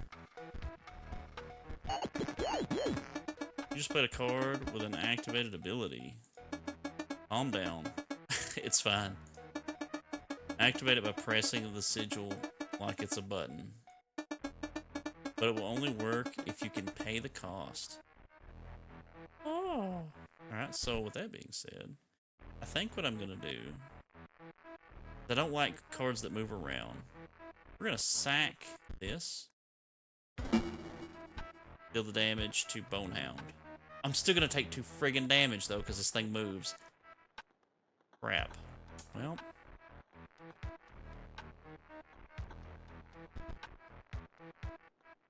But I can...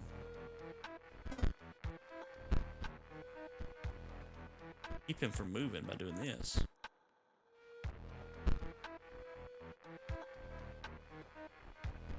Well, that'll do 1 damage to him, and he'll do 2 back.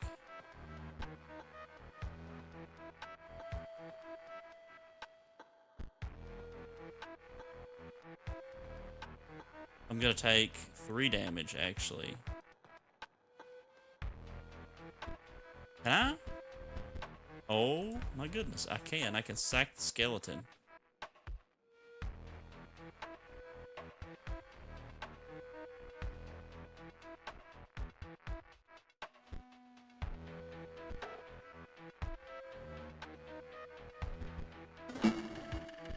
I can sack the skeleton, dude. That's crazy. Gonna head to bed. Good night, everyone. Good night, you cob, dude. Appreciate you swinging by, brother. Always good to see you. Hope you have a wonderful night's sleep. Brother, what a play. What a play. What a play. Marvelous. An opportunity to use my quill.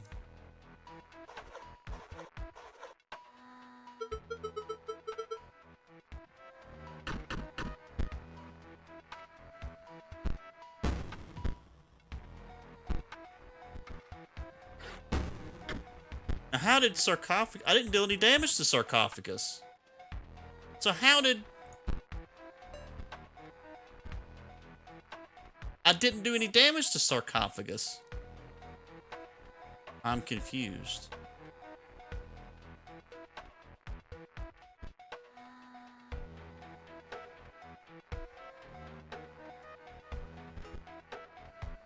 I don't get that.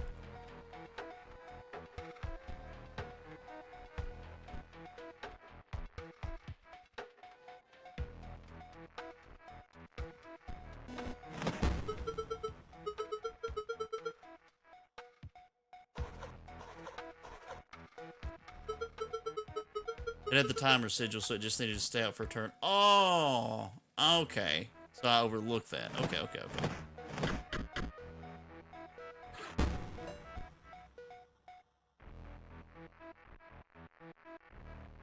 Well, I just have to keep biding my time, I suppose.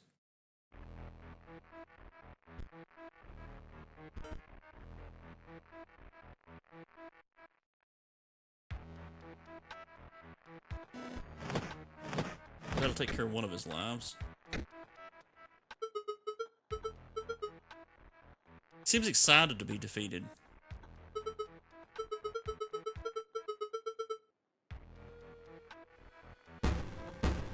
Oh, fuck.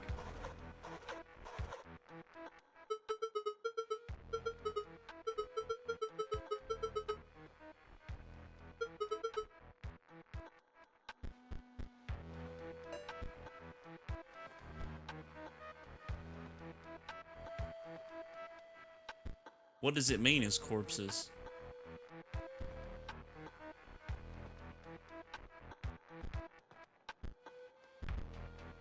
Oh, they're 0-1s now. Okay.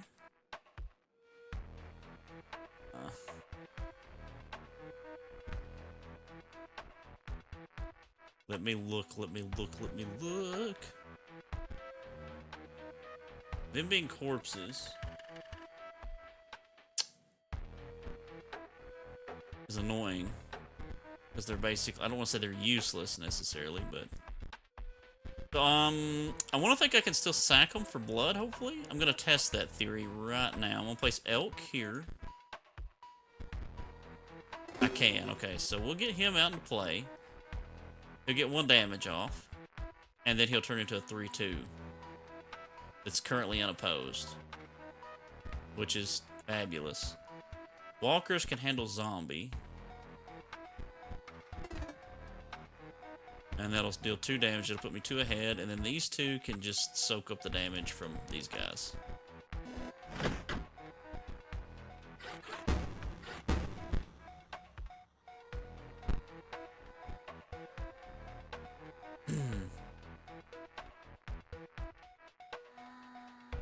Now, if I didn't bring in Wolf Cub, another Wolf Cub, I'm gonna deal 3 damage. This will actually win for me right here, but never mind.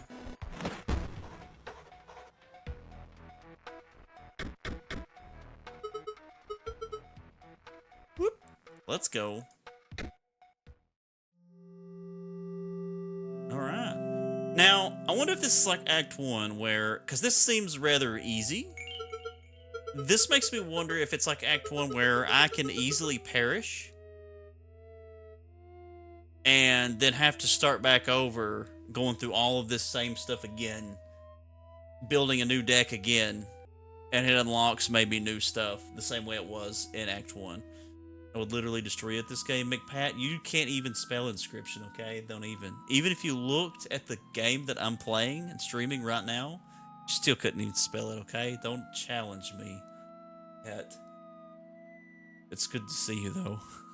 How are you? You really defeated me. I was not expecting that.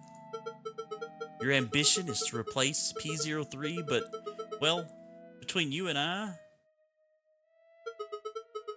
there will come an opportunity to change your mind. I don't need to spell it. Make the beaches do it. And I beg that you spare me. Oh? Take these, then go. Honestly, this one has always been nice to me. This is Stinkbug. Stinkbug has always been kind to me, so I would spare Stinkbug. You receive the Deathly card pack. When Dead Hand is played, discard your hand, then draw a new hand of 4 cards. Sapphire Mox. While Sapphire Mox is on the board, it provides a blue gem to its owner. It looks like Frieza. Blue Mage. When the Blue Mage is played, you draw cards equal to the amount of Mox cards on your side of the board. Just wanted to come say hey before I pass out.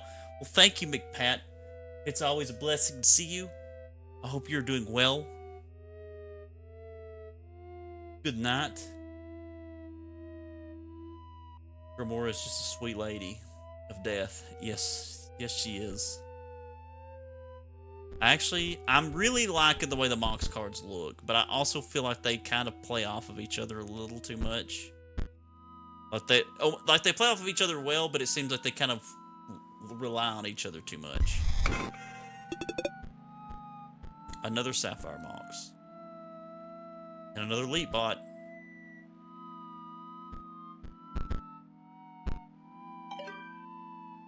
Battery low. Okay, so the battery died.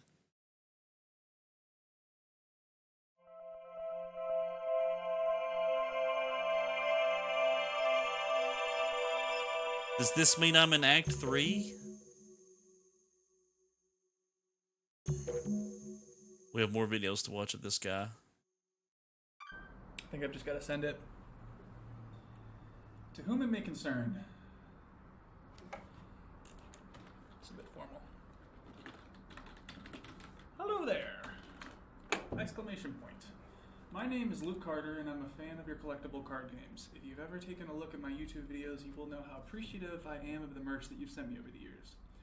So it was a great surprise to learn that there is a digital version of Inscryption. I think maybe one of my fans pranked me and buried a copy in the woods near my house. Upon further research, however, I have not been able to find any record of this game. Is this some kind of elaborate hoax?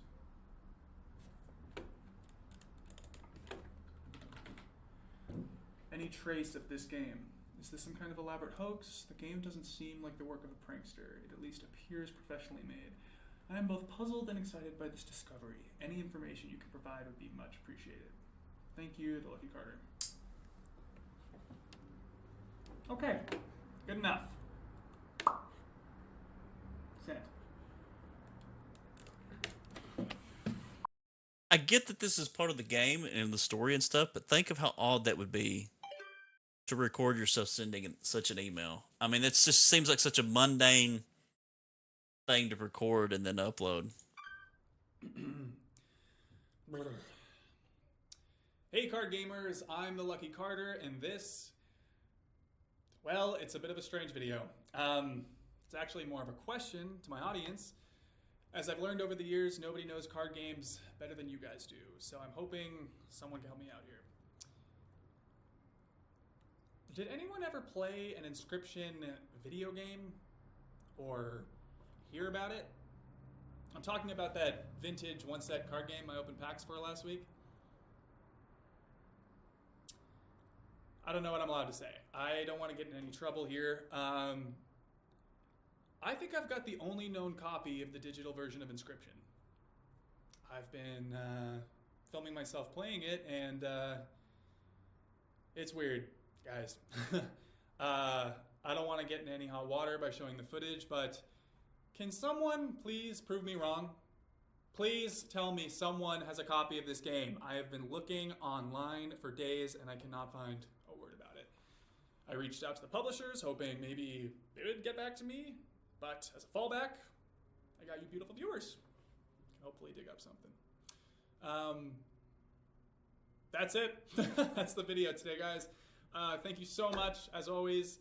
And, oh yeah, what the fuck is the card? I've actually run into this card. If he's talking about the card that I got in Act 1 that just randomly, it was a different card every time that you had it. Mr. Carter, we have received your inquiry regarding the digital version of our intellectual property Inscryption. I can assure you that no such software exists in any official form. However, if you have indeed come into possession of proprietary Game Funa hardware, you are compelled to return it to us under the Computer Fraud and Abuse Act. The hardware will be considered stolen if it is not returned to us within a reasonable time frame. Please carefully package the hardware and paste the attached shipping label to the front of the box. You may mail the package at a local post office. We would like to avoid taking legal action in your case, so please do not delay in returning the proprietary software. Sincerely, Game Funa, Customer Happiness Department. What the fuck? Yeah, that seems a little aggressive. To me, anyway. I mean, I get it if it's their intellectual property, but that's like, I mean, the dude was really nice about it. I get it. It's part of the story. I'm immersed. I'm immersed. But was that it? Oh yeah, sorry I made you guys see that twice. Apparently that is it. I think this woman's actually from Game Funa. She came to my door yesterday, and I didn't answer. This time I'm gonna record it.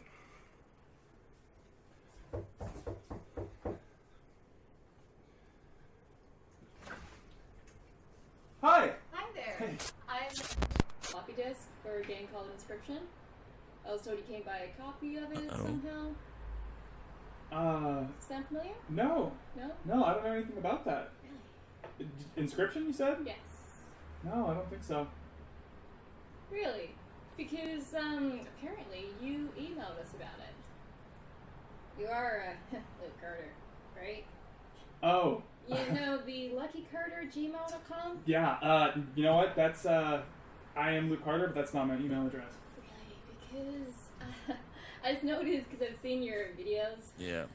Oh. I'm a big fan. Oh, she caught him in the lie. Thanks for watching. She's sweet talking him. Listen, She's up to no good. How'd you know where I live, exactly? My boss gave me your address. And how did you get past the side gate? It's locked. Okay, Luke. I'm going to give you my business card. And if you remember anything at all, feel free to give me a call. Okay? Will do. Take care.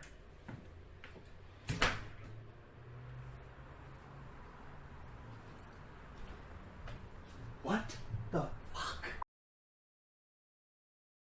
Okay, this might be another... Oh my gosh, dude, why do they have those? Unless that's like, maybe I've forgotten. Maybe there's like a Maybe there's a puzzle that I didn't solve that would have unlocked this. Because it makes no sense that there's just errors. I wonder if that's what it is.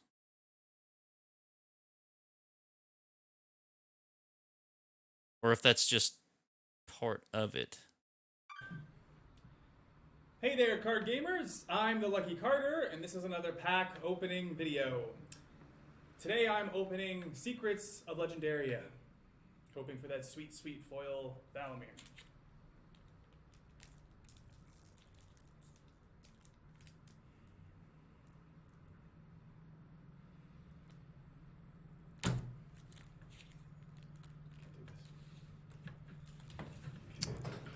Yeah, he's like losing his mind for some reason. Ow. Okay, full battery. Go, I need to collect my thoughts. Okay. I still don't get this down here.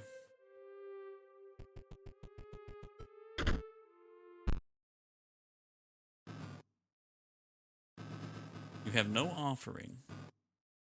There must be a card or something that I can get.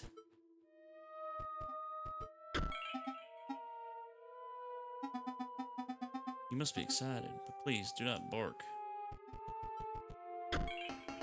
You solved the riddle of the tombs. Cheers to ye.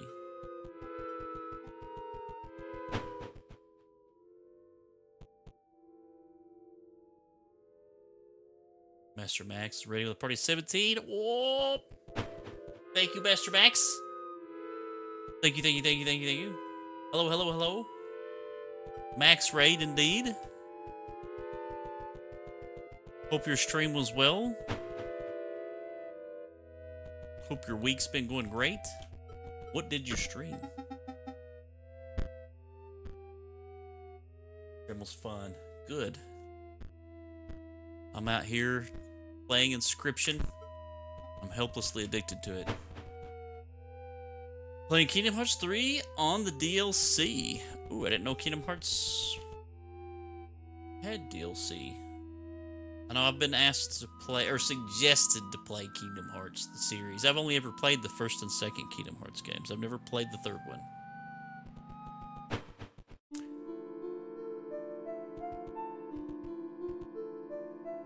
Oh, there's a little...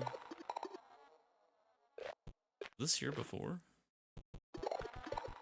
Oh, hey, it's the guy that turns duplicates. Inscryption is fantastic. I saw first playthrough and had to. Oh, yeah. This is actually, tonight is my first, like, time... is the first shot at Act 2. So, like, I'm just now going through Act 2. Started off with the P03 deck, and I've been having a blast.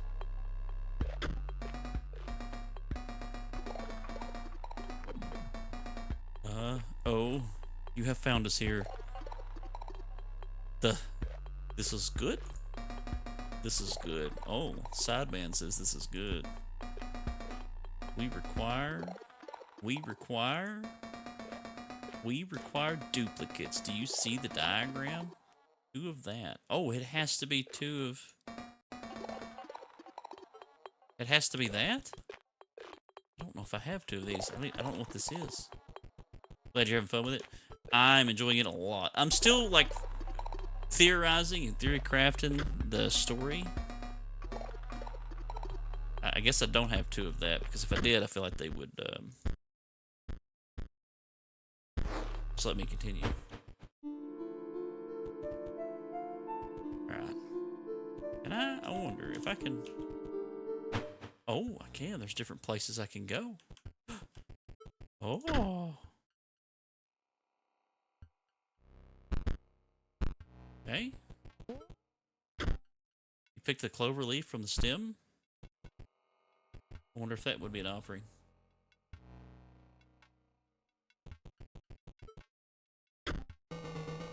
Sometime.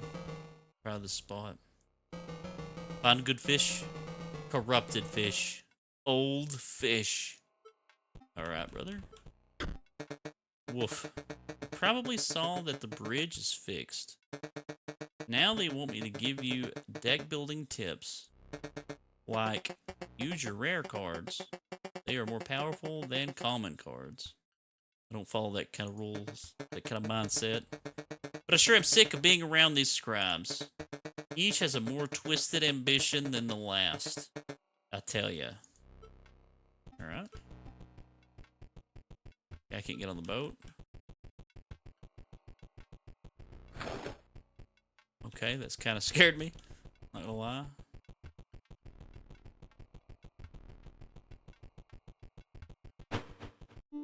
Curious.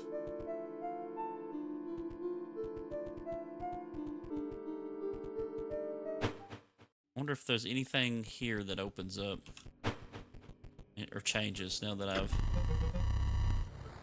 Nope, he still just screams at me. Make some food real quick. Honestly, food sounds pretty good. I may actually grab me some food in a moment. Okay, there doesn't appear to be anywhere extra that I can go here in this place, though. We're actually going to cross the bridge. I believe that that's next. And I'm actually going to do P03, if it'll let me. I'm going to do his next because I really want to build upon the energy stuff that I've got. Okay, so I can only go inside.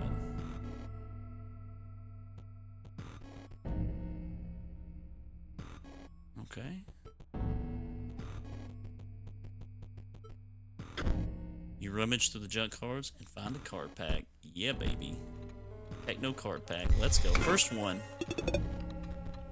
Meatbot. Meatbot is counted as 3 blood rather than 1 blood. Oh, man. Wow. Curve Hopper.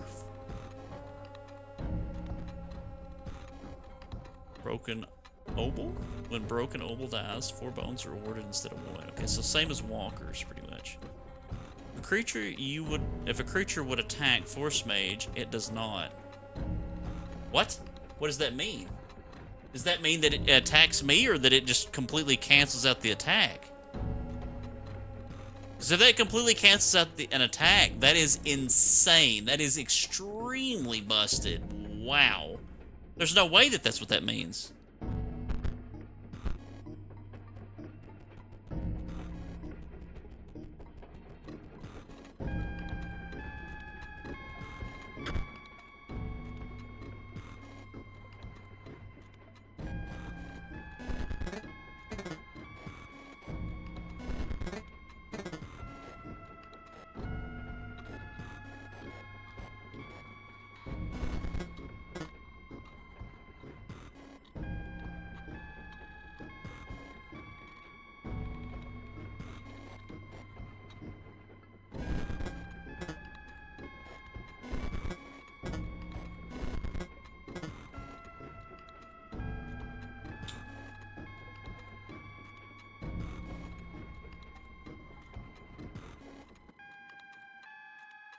That would mean that dies.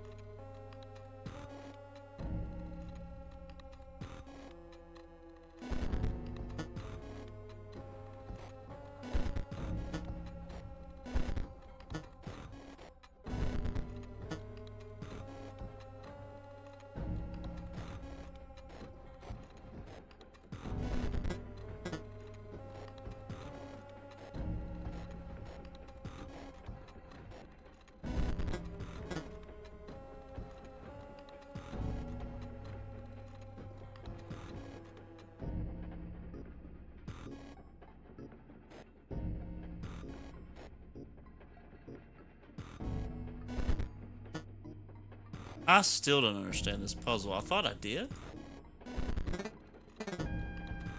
That deals 3 damage, but what does it mean? I mean, I see this, and I assume that means I need to set it up so that it deals 5 damage from here to there.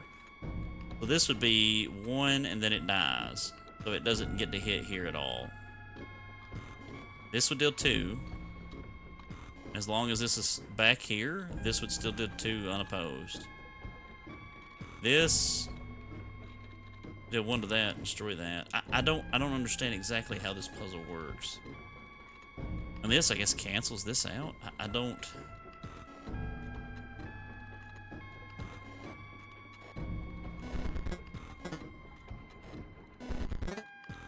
Well, that says 3 there if this is down.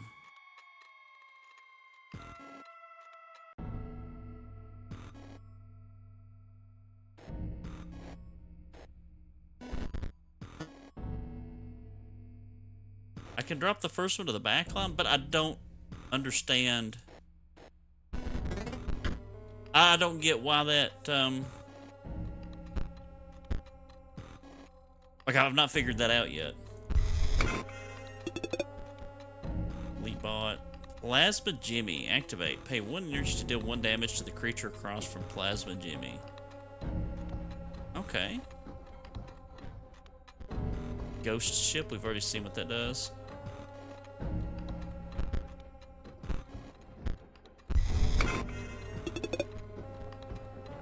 Shutterbug. Costs 5.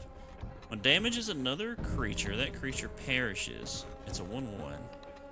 When a creature moves into the space opposing. Okay, so this is just like a completely. When it damages another creature, when a creature moves into the space opposing Shutterbug, they are dealt 1 damage.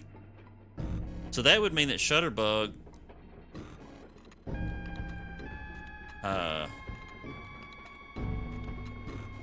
just locks an entire lane down by itself, is what I'm reading there. Mage Pupil. That's a free. If Mage Pupil's owner controls no Monks cards, Mage Pupil perishes. Okay. Steel Mice. When Steel Mice is played, a copy of it is created in your hand. A 1/1 for 4.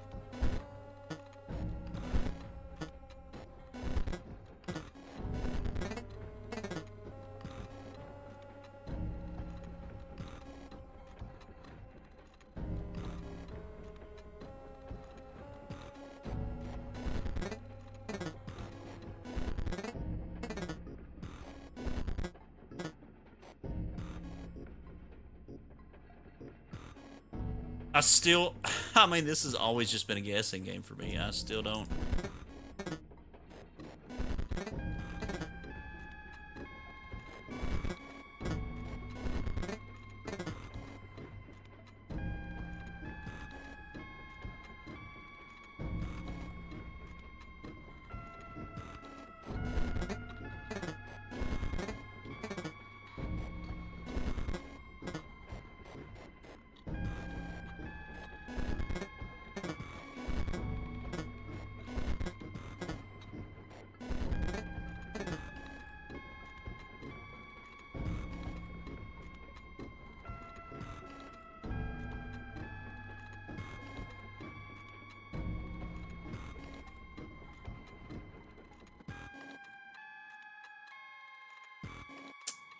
Circuit gives everything between it +1, so move the double attack and the 0-1 between them on your side. Is that how it's done though?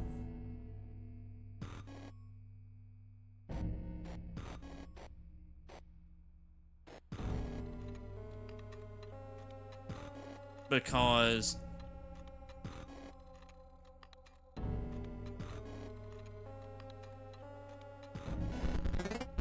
well, apparently so. The lock cracked open. A drawer emerged from within the device. It contains 2 card packs, okay? Shutterbug. I'm liking Shutterbug. Wolf Cub is always nice. Oh. Mox Module. While Mox Module is on the board, it provides a green, orange, and blue gem to its owner. It only costs 3 energy and it's a 0-3, so that's actually really nice. Hawk. Hawk will strike an opponent directly. Okay, so it's just a flying 3-1. Okay. Alright. So I have new cards to look at. The Plasma Jimmy sounds pretty interesting. But the Shutterbug sounds like, to me, it says when it damages another creature, that creature perishes. So it's a 1-1. It's basically like the Adder. But when a creature moves into the space opposing Shutterbug, they are dealt 1 damage. Now, are they dealt 1 damage from Shutterbug? So would that mean that Shutterbug, if it's placed and then an enemy card moves into position, taking the 1 damage from Shutterbug, does that mean that it gets obliterated too before it even has a chance to attack? Because if so, that is extremely powerful.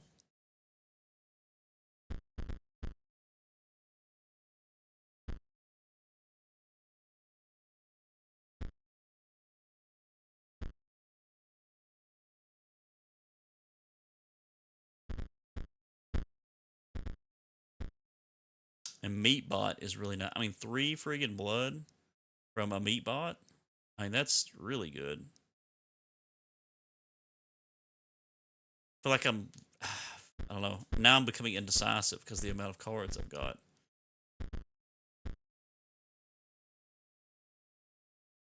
I feel like you could really get Stem Mage, like, he could get out of hand powerful quickly. But Meatbot is so good because, like, that opens up so many opportunities on, like, playing big boy cards. Like, getting a 7/7 out would be nothing. Just sack Meatbot and one other card, and you just slap a 7/7 down. Or a Grizzly, you could just get a Grizzly out. Just 1 Meatbot to make a Grizzly play.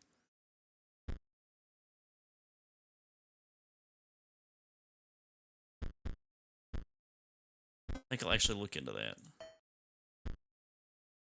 Tomb Robber is just extremely strong because you can sack skeletons. That's just way stupid good.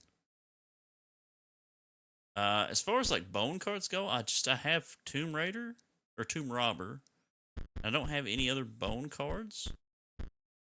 I'm actually going to get rid of walkers. I don't know. I hate to not have something that costs bones that I can use my bone resource on. What's the strongest bone resource card I could drop? It's not overtly powerful, but still good. Pay 2 bones to increase the power and health of Bone Heap by 1. So we could do Bone Heap and get him on the board and then just slap skeletons that one. No, because I'm already paying 1 bone to create a skeleton. And then 2 bones would be to increase the power and health of Bone Heap. So, like, I feel like Tomb Raider would be better for using the bones to create skeletons to sack for flesh cards or blood cards. Let's actually get rid of walkers. Because we'll use the bones to make Tomb Robber. Summon more skeletons to sack for stuff.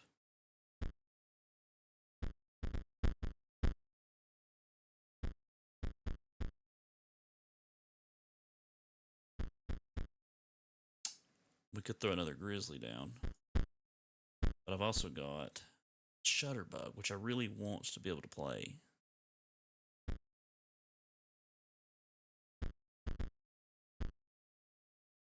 Plasma Jimmy's also really nice. Pay 1 energy to deal 1 damage to the creature across from Plasma Jimmy. Thing is Plasma Jimmy's going to take a hit from whatever attacks him. Assuming he survives the hit, I mean, you could just pay energy to take it out, but you could also pay energy to just bring other cards out. So honestly, Plasma Jimmy is really not as good as I'm thinking. Shutterbug, I really want to try Shutterbug. So I think I'm going to take Shutterbug and see if Shutterbug is as nasty as I think it is. Alright, let's talk to this goofy Elon. Challenge me? Let's see your deck. Oh. Weak cards. Total lack of synergy. This pile really doesn't stand a chance against me. Okay. Look, I'm trying to finish up my conduit control list here, but the bots they're sending down the line are trash. Get those workers to send me something good. Tell them to throw themselves on the line if necessary. I like his facial expressions. And please, have a decent deck by the time you're done. Alright, brother, I'll try. See what I can do.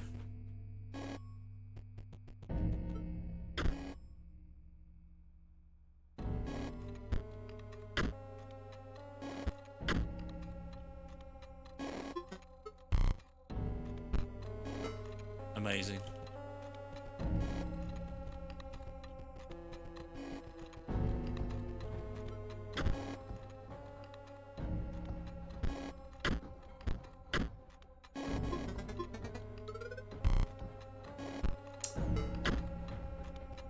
Hold on.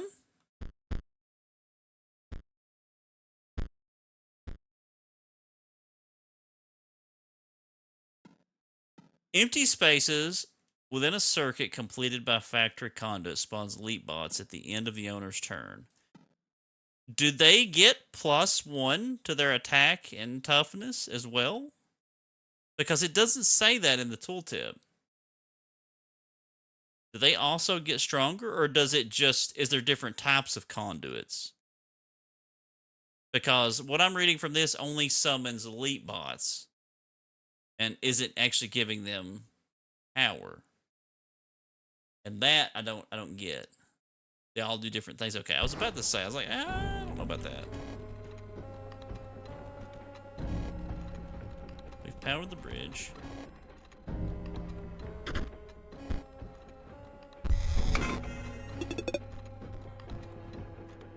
Null conduit may complete a circuit but provides no effect. Okay. So you could, theoretically, you could have 2 conduits, 2 different ones, and they have 2 different effects, but they work off of each other. Okay. You receive technical card pack. So, Automaton, Shutterbug, Bolt Hound. When an opposing creature is placed opposite to an empty space. Okay. Gem Fiend. If Gem Fiend's owner controls no Mox cards, Gem Fiend perishes. Okay. He looks like a gem.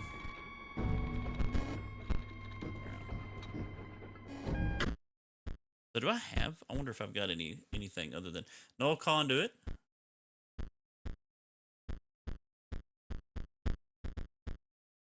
Energy Bot, Meat Bot.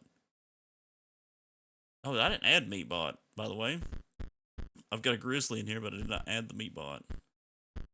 Let's add the Meat Bot.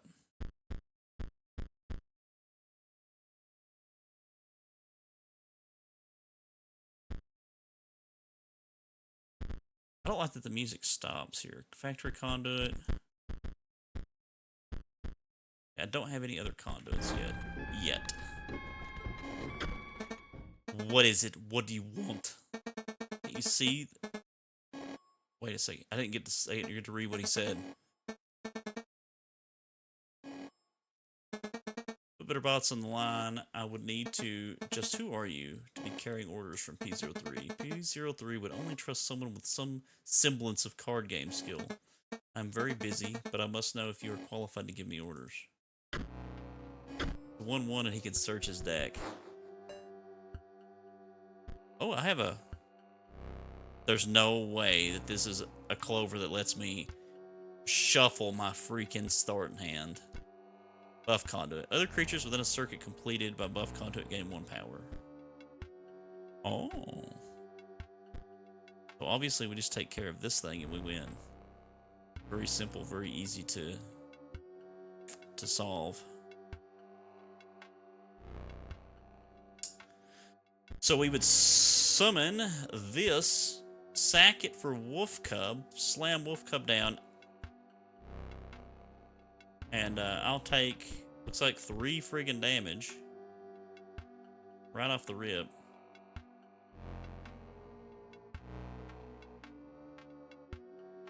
But then Wolf Cub would eventually obliterate Buff Conduit, weakening everything.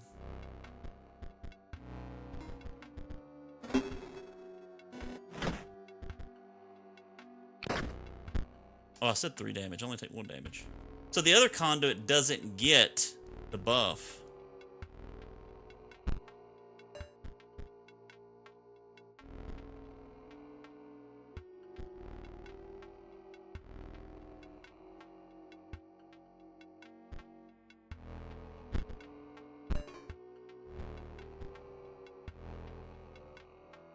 Just the stuff between them. Okay.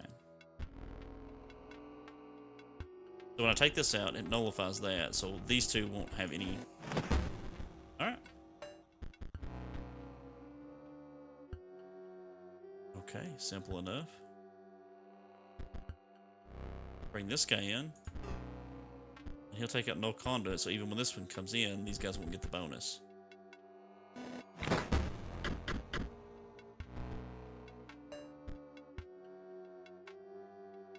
And then I'm going to win by 1 damage.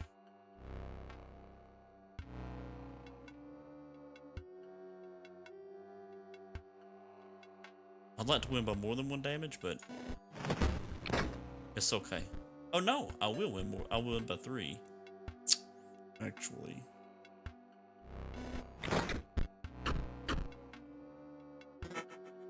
Or 2. Oh dear, your message from P03 must indeed be genuine. As I mentioned, I am a mere inspector, not an engineer, not a designer. I cannot send new bots down the line, but I can send myself. I am proud to have served P03 faithfully. Well met, stranger. Okay, so that makes sense now because he says he can send himself down the line. He was a 1-1 that gives P03 the ability to search his deck. Oh.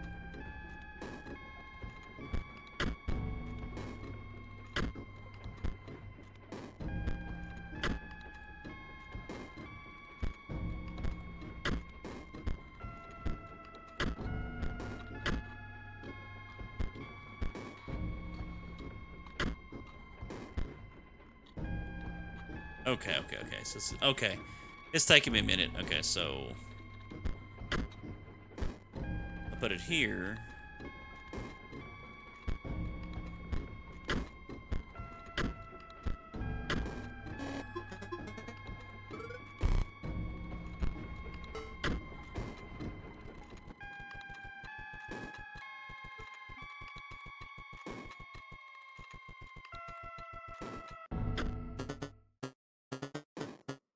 Oh, this guy's crazy.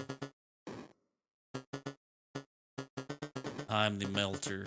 They send me raw materials, and I Well, you can see how it works. Let me out. It just keeps screaming, let me out. Huh.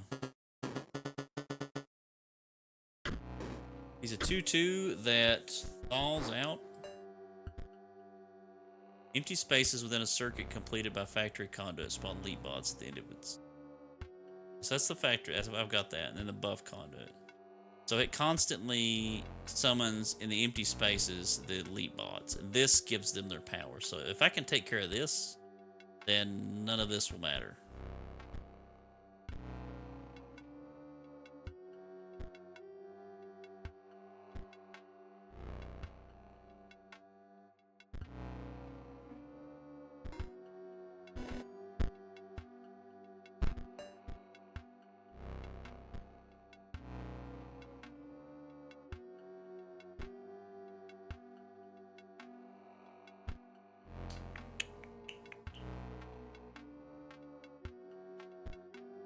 This will stop me from taking damage this turn.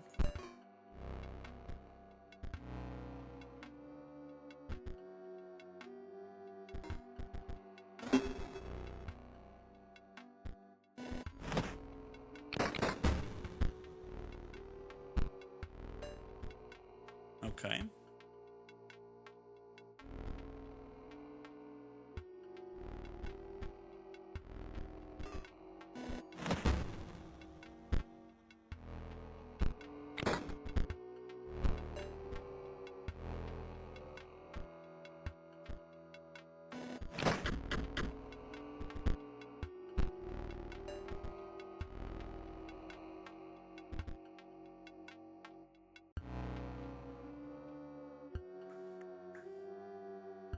I want to put in Meatbot. Oh, actually, we could test out Shutterbug. Well, it's not going to matter because Wolf is going to obliterate everything.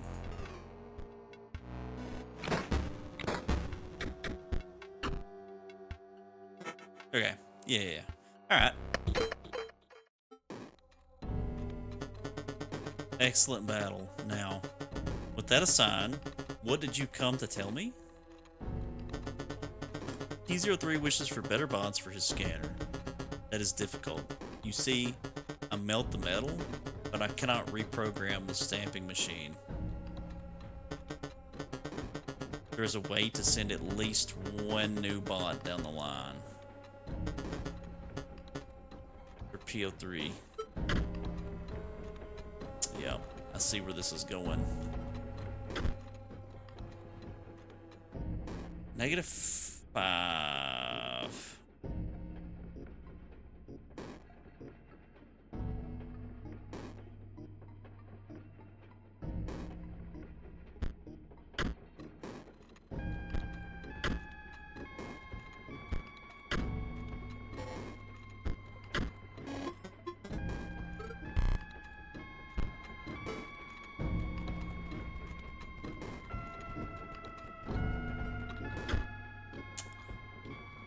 Oh. 3 and 2.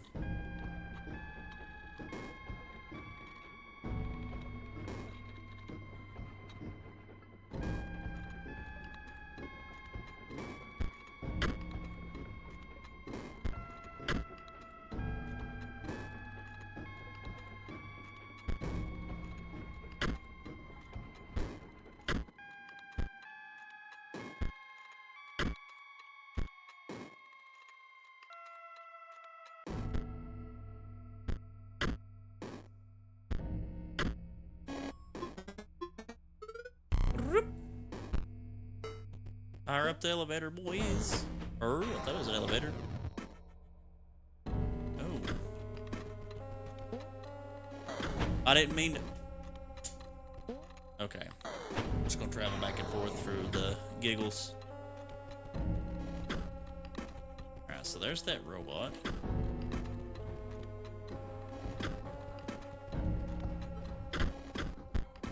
Open these card packs first. Factory conduit. Curve Hopper, Automaton, Warren. When the Warren is played, a rabbit is created in your hand. A rabbit is defined as 0 power, 1 health that you can sacrifice, basically. So it's a free sacrifice.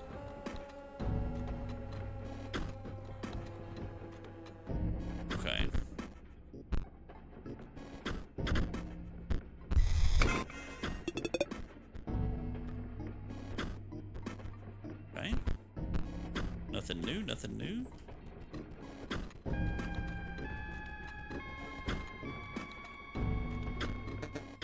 Oi, mate. I know what you're here for. You're asking me to take a dive. But I can't accommodate you, mate. Got special orders in it. Looking to dredge something special. Oh, I like the accent, the way it portrays it in text. We can duel, aye. Maybe even give you something if you win.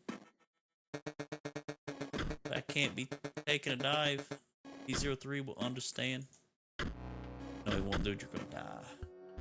Mister. Oh. Ooh.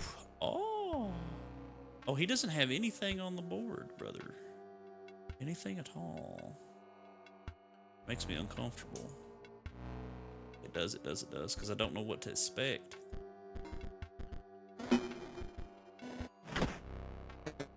Know what, mate? Can't take me eyes off me work here. I'll give you this one. What? Okay. Here. Take you back.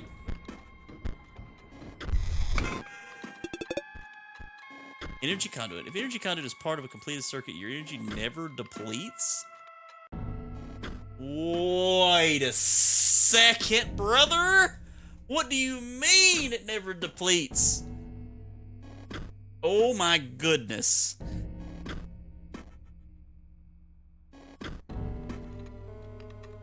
Does this mean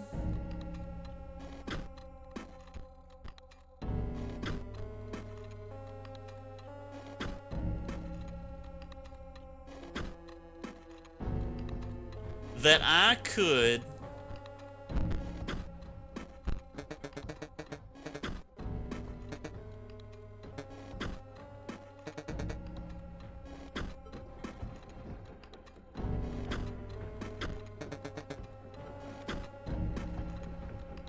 Does that mean that I could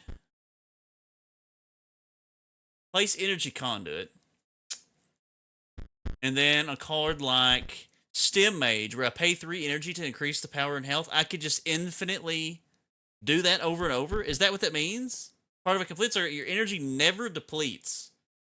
So I could, anything that costs energy could just be infinite, like Plasma Jimmy. Activate, pay 1 energy to deal 1 damage to the creature across from Plasma Jimmy. So I could just destroy anything across from him, or like, I think it does mean that. See, that's what. Oh gosh, that's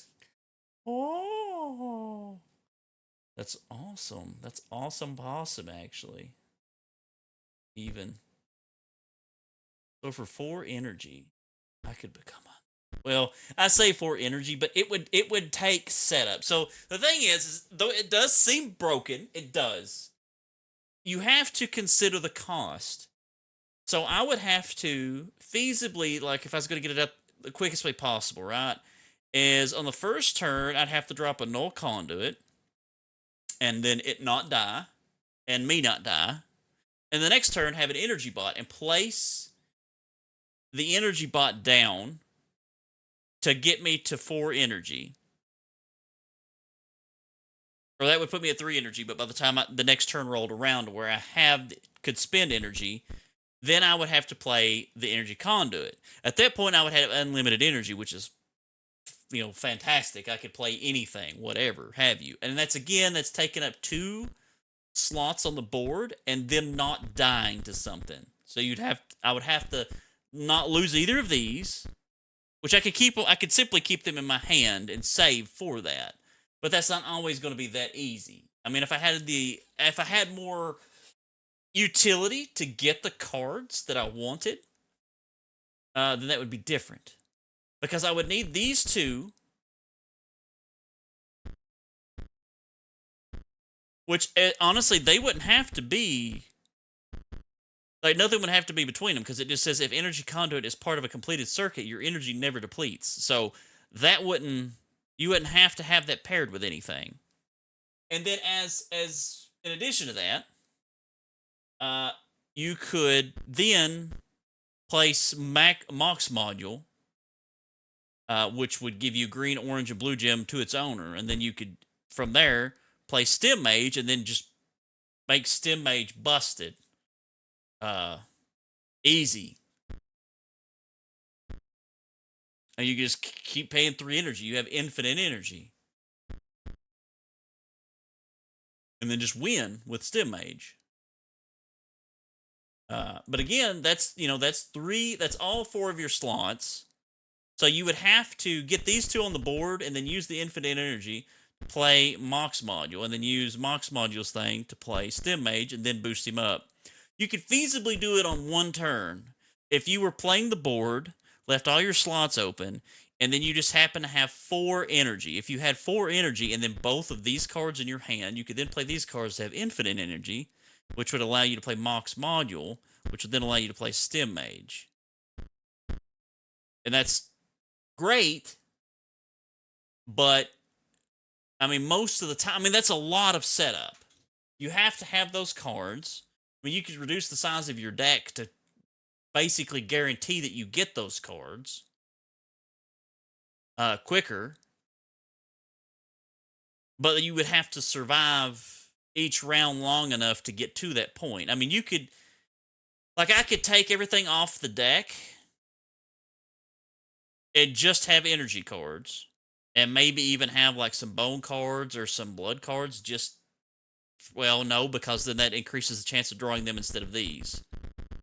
And then there's the chance that, if you're playing against the boss, they do something silly like Stink Bug or whatever that scribe's actual name is, Mizora, would just make your card dead. So again, I'm so iffy on that, because if you don't make it your only play, it becomes more difficult to make it your play. I like what I've got going on right now. I feel like Shutterbug isn't as great as I was thinking it would be. I could be wrong, but I'm thinking about getting rid of Shutterbug. And then just add an Energy Conduit and Null Conduit. Just on the off chance that I get them, but I'd also have to add Mox Module and then Stem Mage, and then I run into the chance of drawing Stem Mage without having Mox Module. And then that's just a waste of a card in my hand with no benefit if I do that. But having these 2 in there, either way, it would be a benefit because that's unlimited energy. You'd have to have 4 energy to make it work, but you could pull it off. So I'll get rid of Shutterbug, throw in Energy Conduit.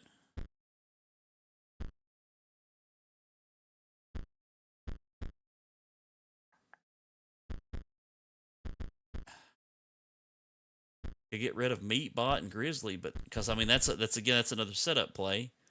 I mean, you're not really gonna play Grizzly. I mean, you could play Grizzly. Grizzly's friggin' 4/6, so I mean he's a tough boy. Did I already make plays off of Tomb Robber? Mantis God and Wolf Cub. I mean, those are really easy cards to play that you can make big plays off of for very little cost. 49er. I'll get rid of 1 49er to bring out Null Conduit.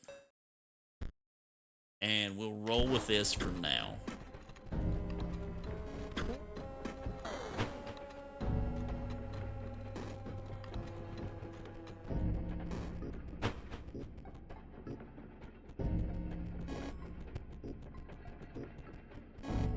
What is this, real quick? I feel like I might miss something.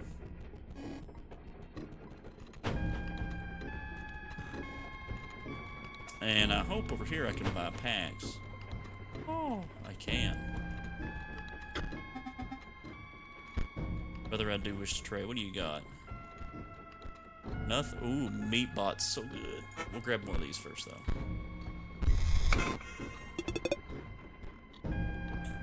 Another Mox Module increases the odds of getting Mox Module. Okay, 2 bones to increase the power and health of War Mage.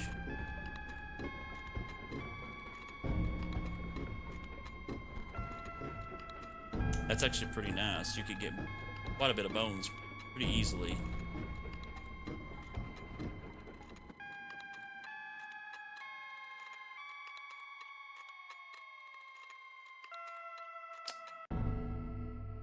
Actually, if you had Necromancer out and Bone Robber, you could just...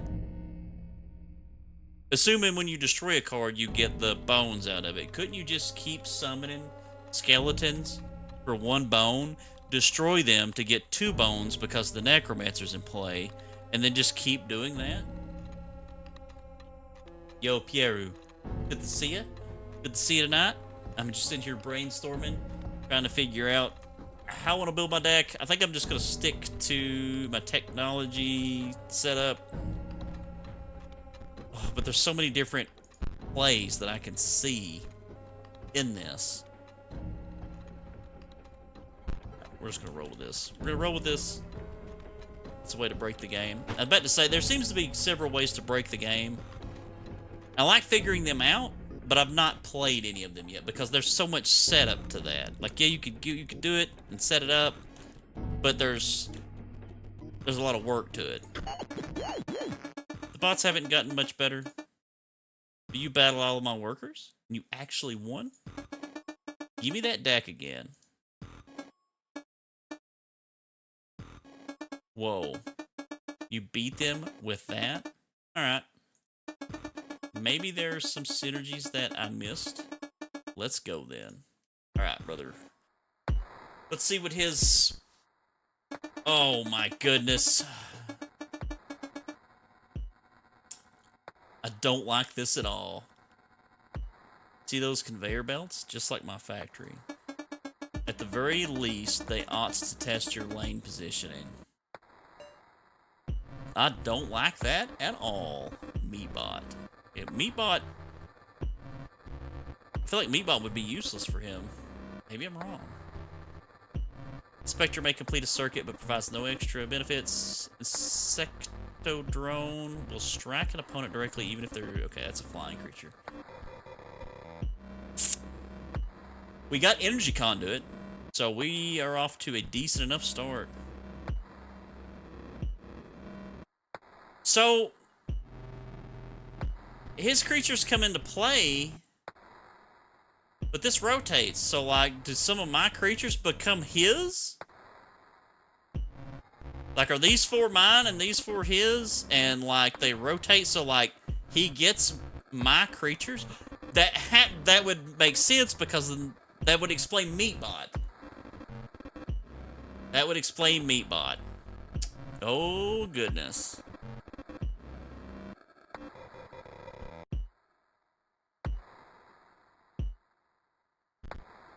That has to be what it is. So if I play Synergy Drone, or Sentry Drone here, it won't do any damage to him. I could sack it for Wolf Cub, but unless I play Wolf Cub over here, I'm not going to have Wolf Cub. Wolf Cub will do 1 damage to him. The next turn, it'll do 3, 3.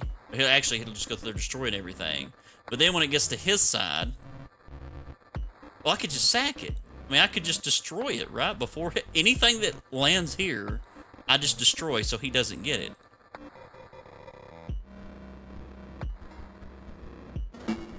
Right? Let me make sure that's how this works.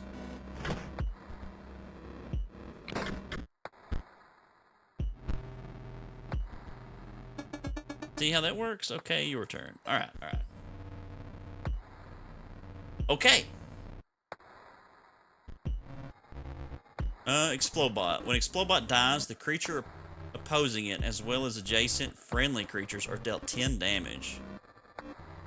So, it needs to come into play. I need to block it with something. And then make sure that it dies. Well, no, that doesn't really matter because it's right here. Or it's...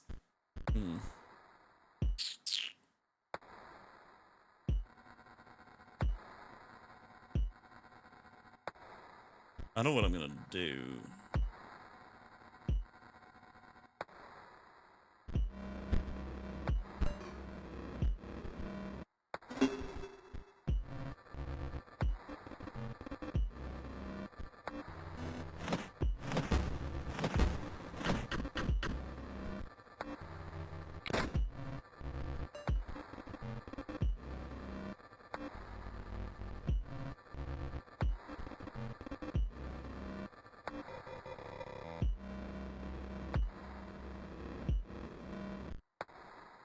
Okay. Melter perishes, the creature inside is released in its place. And if I attack this round, I'm 2 ahead. So I would win, I would take one of his lives.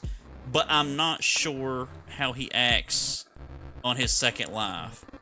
Because I kind of want to get rid of Mantis God so that I don't take a bunch of damage from Mantis God when he comes up here.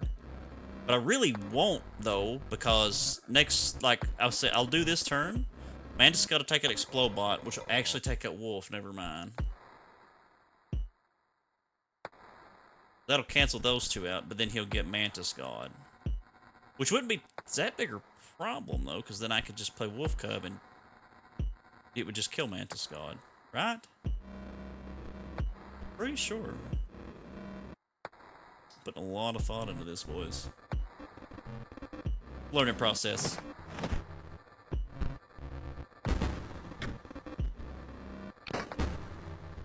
Oh, well, that works anyway. Okay.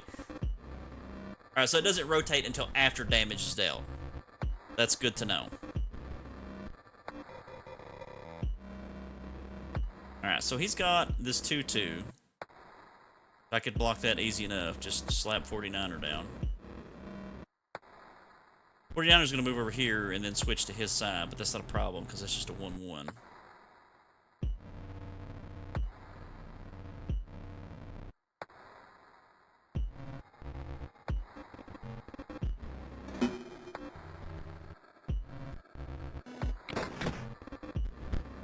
Oh, moves over here.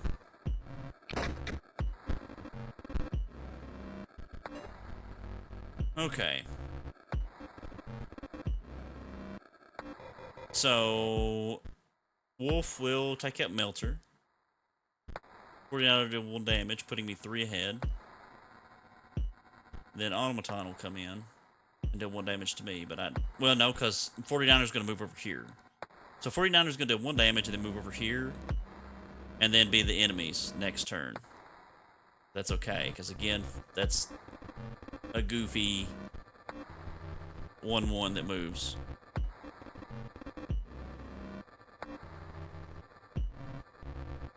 I could play Tomb Robber here and slap a skeleton down. Do an extra damage and then the skeleton perishes so he doesn't even get it. Actually, that would be great, because then...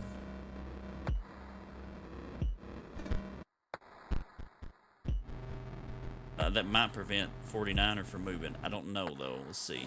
It does 2 damage. Skeleton crumples. 49er moves. So these sigils are activated in order from left to right, too.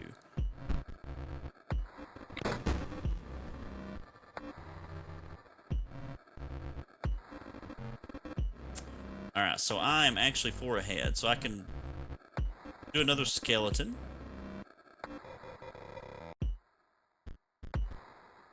And that'll deal 1 damage, and that'll win the round for me. And then that will leave me with a hand, just in case he does something crazy. Just in case he does something crazy.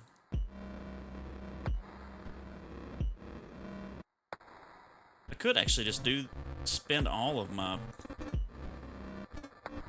Yeah.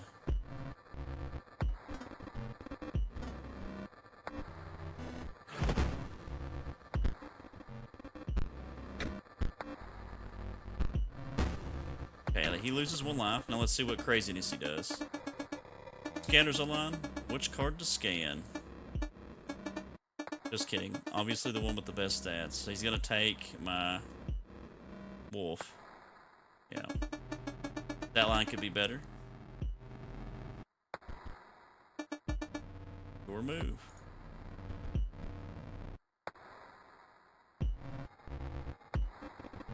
Okay.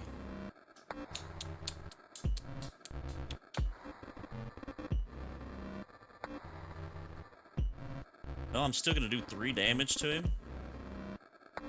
No problem. I could sack this guy.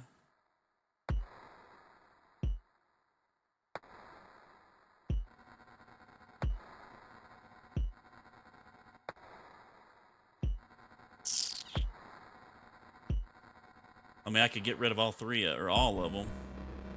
I could actually sack these three. I could put the Mantis God here, a skeleton here, and a skeleton here. I'm going to get this wolf next turn, though. So I'm just going to... Actually, let's play this out.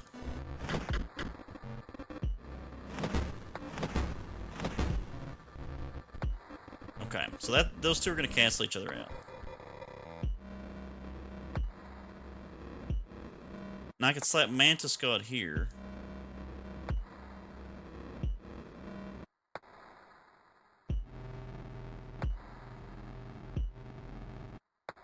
Actually, I could put 49er here, deal 1 damage, and then he'll move this way and block Wolf.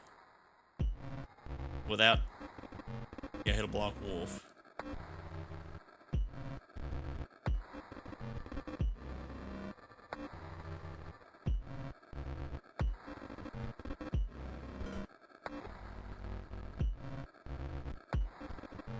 Slap a skeleton here just to block him from attacking.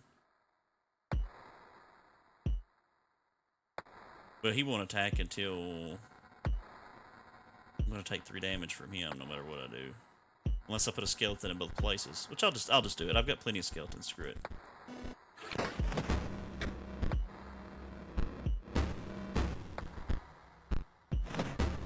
Okay, I'm still ahead by 1. Welcome back, Master Max. I'm ahead by 1. He's gonna deal 3.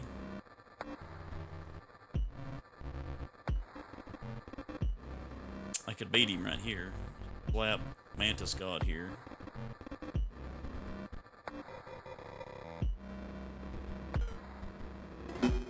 That's 1, 2, 5 damage. Yeah. He's giving me a 1, 2, buckle my shoe.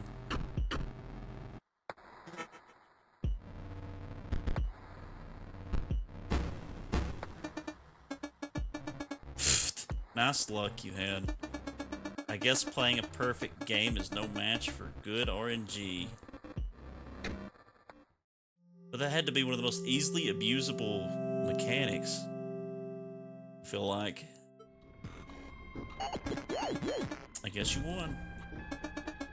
And you've even decided that I am the scribe you will defeat. As if you have a choice. Oh boy! Okay, nothing new. I feel like Curve Hopper, sure it's 4 energy, and energy is easy to get, but I don't know if I'd call that a rare card.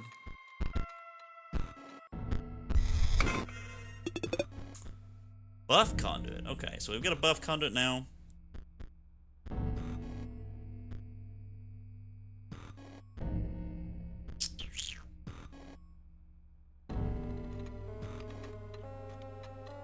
Buff Conduit's really not that... I mean, with just the sheer amount of things you can do to abuse the game, I feel like that's not that great.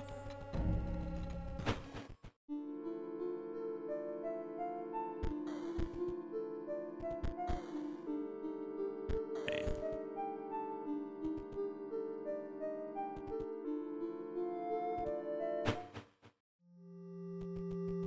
I've not returned here. Have you tried doing a few more bone cards? I have thought about it. There's a lot that I can do. A lot. It's just this Act 2 seems so much easier than Act 1. It could just be because I've got more experience under my belt now.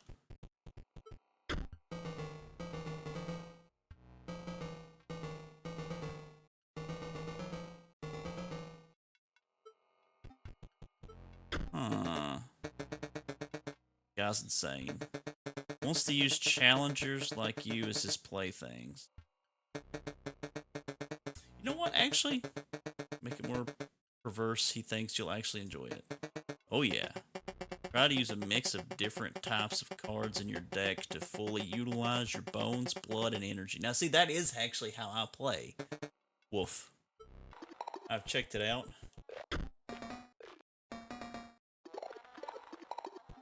I don't know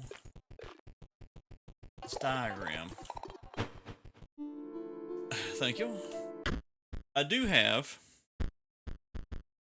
the obols that you talked about. Oh, that's a gravedigger. I just need another gravedigger. Okay. The end of the owners. Well, that's really neat. He only costs 1 bone. He's a 0-3 for 1. Yeah, I'd like to incorporate him. Jeez.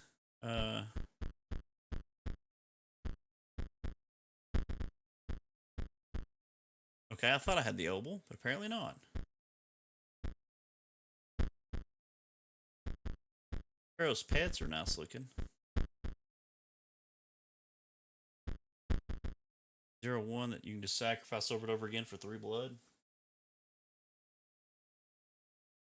But as many different ways as there are to seemingly break the game,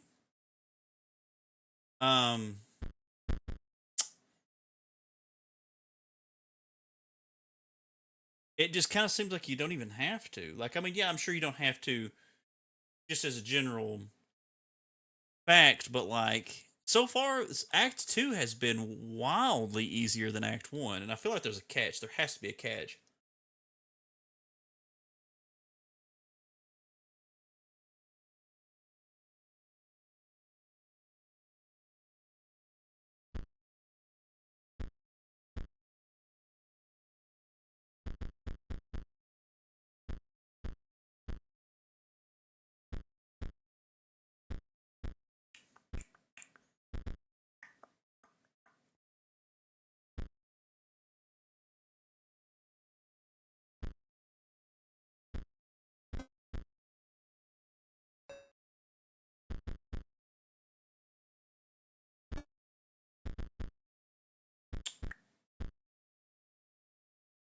I feel like the Revenant would be nice, just one off.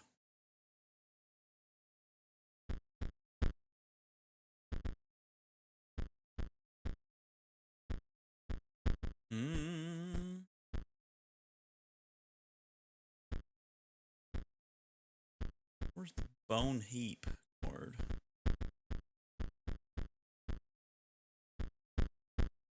Ah, Bone Heap, Dead Hand.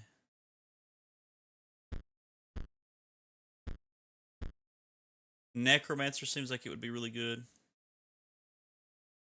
Doubling all the bones that you get from creatures that die. I'm assuming that that's what that means. We've guessed. Do I actually have a second Tomb Robber? I do. I have 2 Tomb Robbers. Wow, okay. Bone Heap mixed with Necromancer seems like it could get busted pretty quick.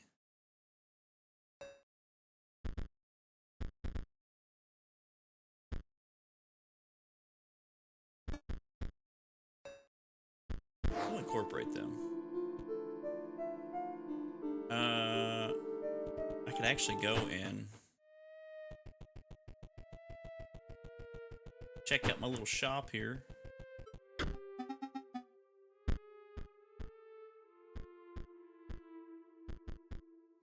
Buy another pack of these. See what we get. Dead Hand is the rare that we got. We got a Bloodhound, Cat.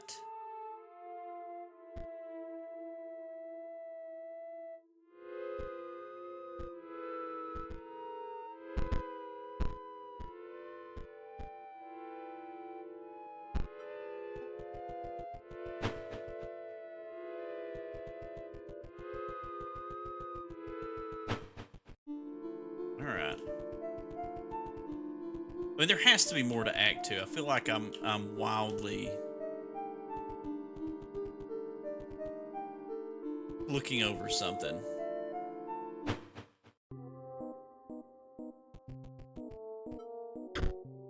The note reads, "Greetings. You're reading this. It must be because you wish to challenge me, Magnificus, to a card battle.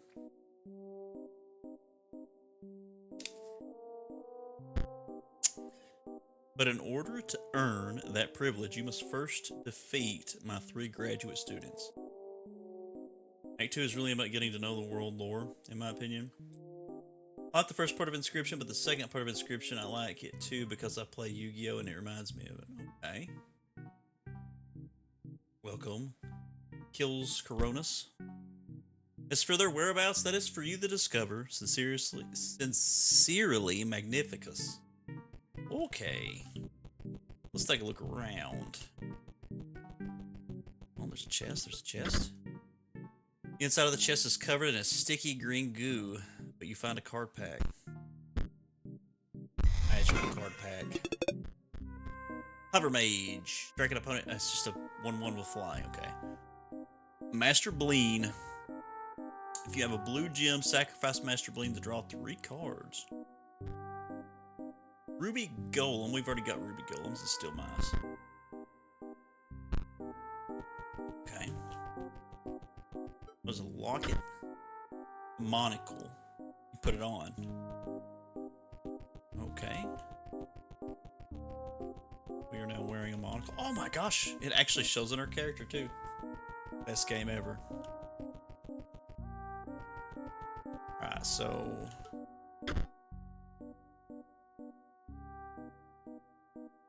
before I mess with that, there's a skull. Wing. Skull.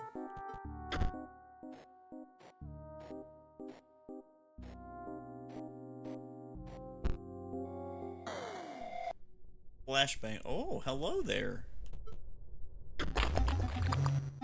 Arrgh.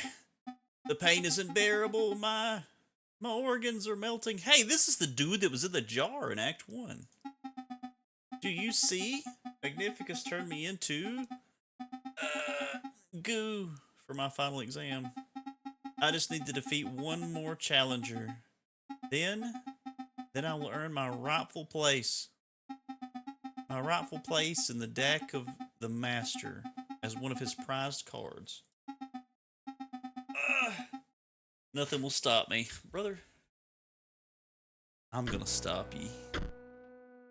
He's a 1/1 for free. Green mages. Okay, I need to learn the way these play. The power of green mages is equal to the number of green gems that the owner has on their side of the table. So they're all going to be 1/2s. Buckle my shoes. I just need to take out the emerald mox. Simple enough. Simple enough. So, I'm going to take 3 damage if I don't do something about it. I could bring out Elite Bot, sack it for a Mantis God, deal 3 damage.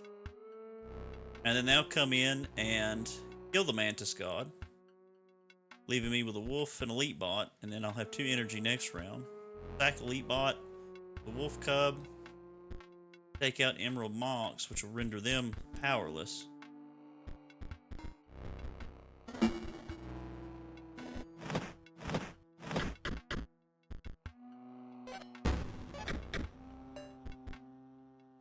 Oh me, oh my, we have a grizzly bear.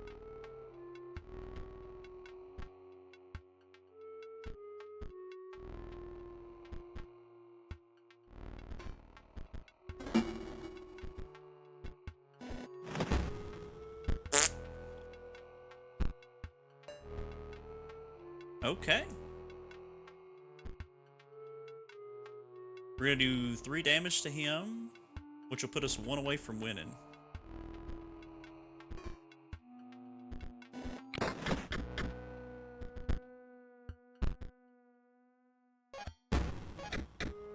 Oh. Oh. Oh ho.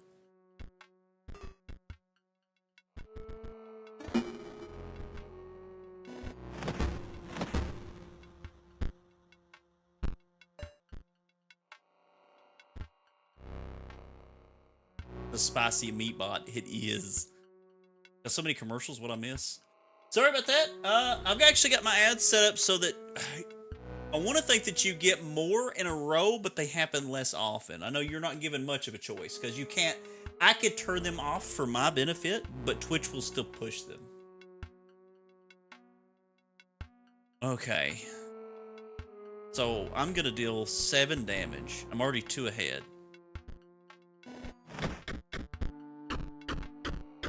Oh, giving us enough to buy another card pack.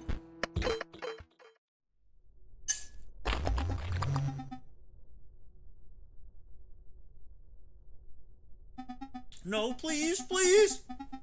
Just tell the master I passed. He won't know the difference. Here, take this pack.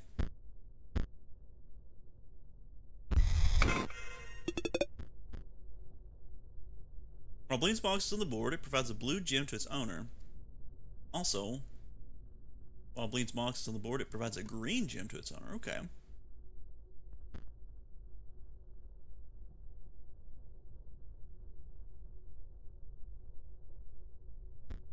Double gunner? Will strike each opposing space. Okay, I see. To the left. Okay, so it's like the mantis. Brother, that's a 6 though. I'm usually have 1 before I ever get to that point. Ugh. I can open the door for you. Thank you, brother. Actually, before I go through that door, let's check through this door. When an empty space would be struck, Mole Man will move.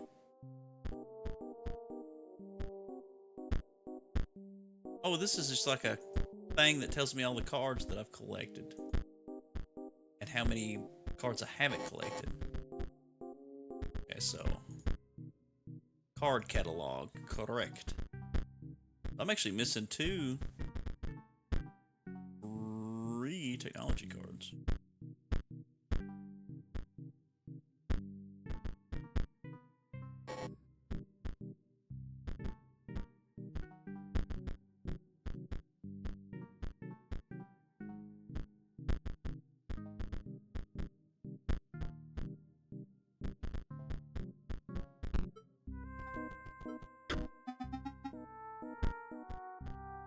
Ruby Mox. We already have a Stem Mage. Stem Mage, we could get wild with Stem Mage. Like, we have the cards to make a wildly abused Stem Mage build, but if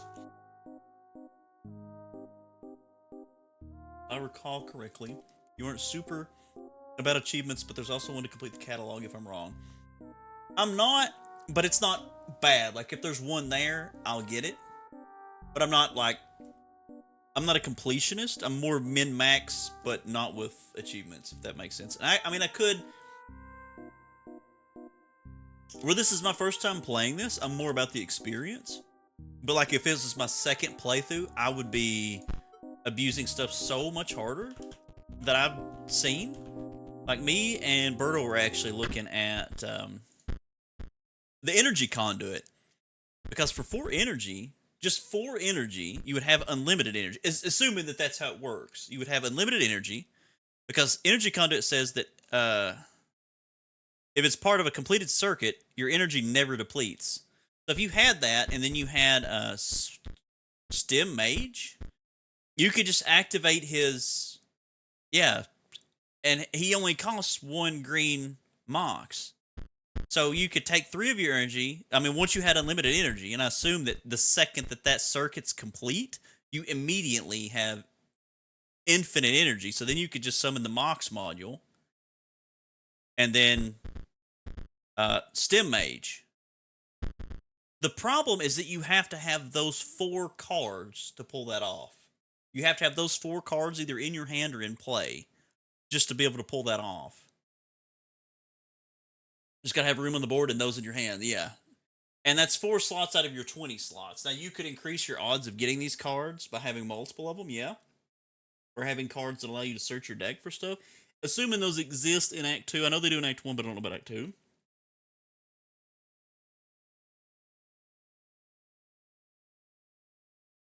Now, you could just bide your time until you could pull that strategy off, but... I've only got 1 Stem Mage. 1 energy conduit, 1 null conduit. Which I could throw other conduits in. Like, I wouldn't have to do null conduit. I could throw, like, the other ones in just to have the options to complete the circuit with energy conduit. And then I've got 3 of these. There are ways to draw more cards, but not to search. Okay. I do have the clover, so I actually could, theoretically, at the beginning of each match or challenge, I could redraw my hand for an increased chance of getting these. But I still have to wait. I still have to be able to have 4 energy. So, best case scenario, on turn 1, I would have a elite bot or something that I could throw in front of an enemy to save me some damage. On turn 2, when I have 2 energy, use an energy bot to get myself to 3 energy. And then on the 3rd turn, I would have 4 energy and could complete this. So on 4th turn, I could just straight up win. There's a way to do it. I don't want to spoil it, but there is for sure a way to do that. Okay. Yeah, don't spoil anything. I appreciate you guys for like being in here and talking to me about this and keeping like spoilers, because there's some people that would come in here and be like, "Oh, dude, you just got to do this," and like before I realized I was reading something that would spoil it for me, I've read it. So I appreciate you guys like being considerate. Like that's an awesome thing. Not everybody has that. Not everyone is considerate. So I do truly appreciate that. I've thought about trying this strategy. I thought about at least trying to work this into my deck. I mean, I've already got these 2 conduits in my deck because I would benefit from them anyway. Now, I could... The fact that I'm going to have Bone Summoner Wallet makes me want to keep Bone cards in my deck. Like, I don't mind having multiple ways to abuse stuff.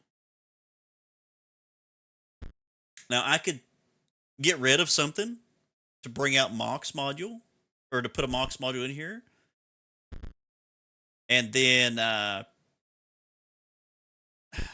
work a Stem Mage in here too. Just on the off chance that I could pull that off. But what would I get rid of?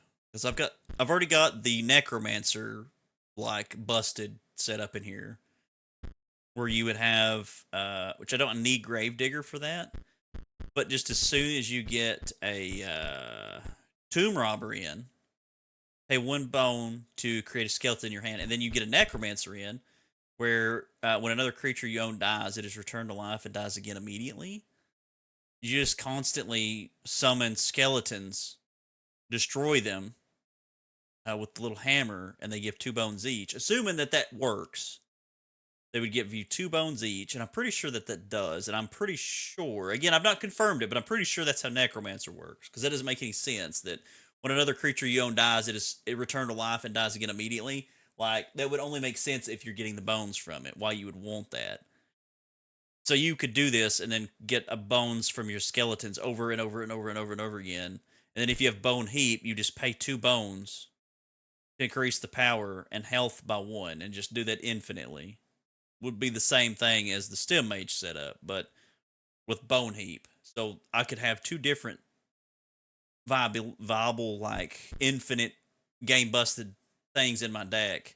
One revolving around Moxes, and the other one around Bones. It's Moxes and energy. So I feel like the Bone route is actually better, and if I condense it and not try to do the Stem Mage thing, and just keep the Bones mixed with the energy, and then have like, Meatbot, as good as Meatbot is.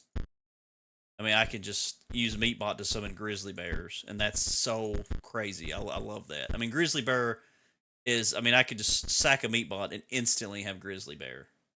Play this game for so many hours that I know almost all the exploits. I love this part of the game. I do too.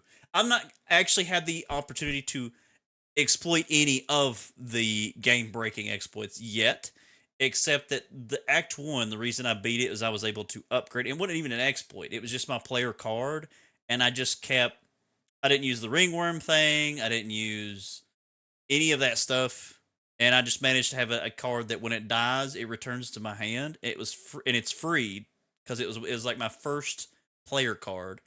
Started off as like a 2/2 or 2/4 or something, free card, and I managed to get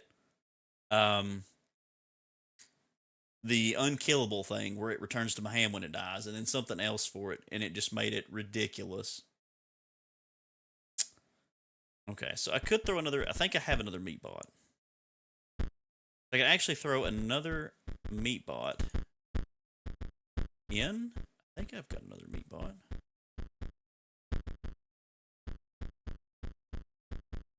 No, I don't. I've only got the one. Okay. We'll just rock with what we got now.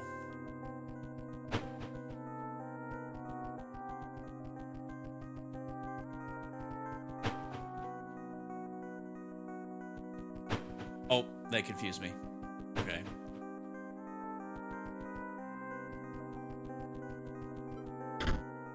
Got a card pack among a heap of sharp implements.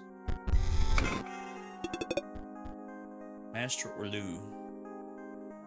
When it deals damage, directly draw a card for each damage dealt? Oh, actually, that would be nice with the Stem Mage set up.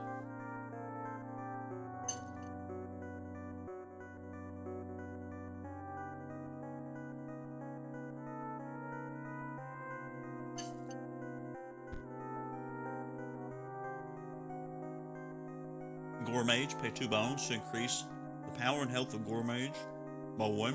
I've already got some Gore Mages. I forgot all about them. How did you get pros to be Ouroboros to be in health in Act 1? I actually never got Ouroboros. Birdo said that that was a card that he desperately wanted me to get, and it never showed up for me in the entirety of Act 1. I never seen that card. Ever. I only seen it for the first time in Act 2. That's crazy.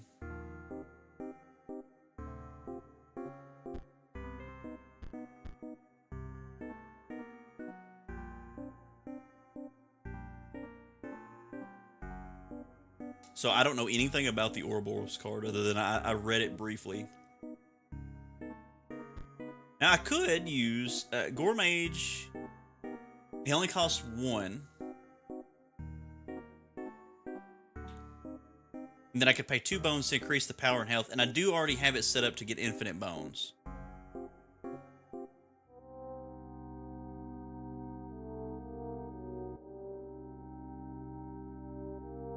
I could get rid of my meat bots and all of my blood cards. There's just so many opportunities, though, to summon stronger cards. I mean, we literally beat P03 with Direwolf.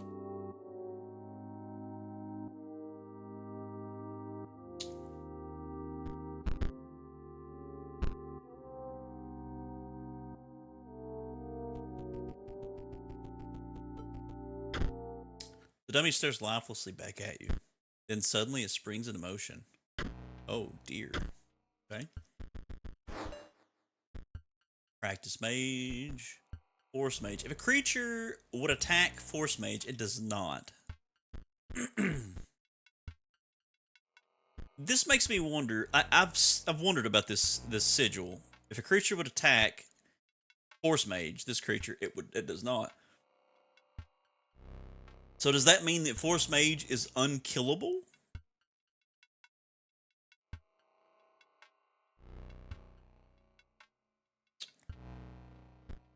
Because if so, that's very interesting.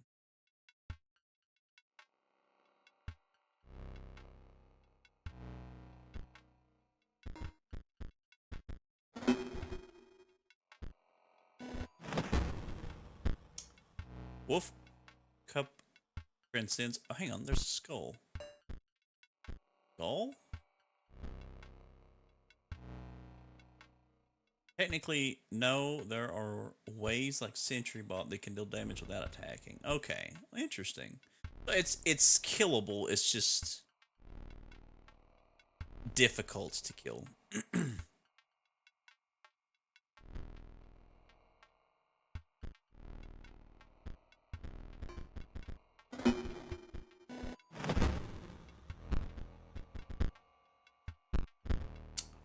Oh. Skull? Arm.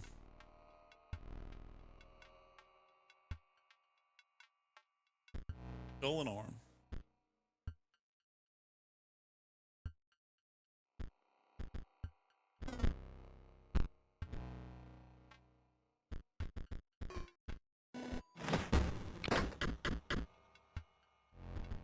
Skull arm wing.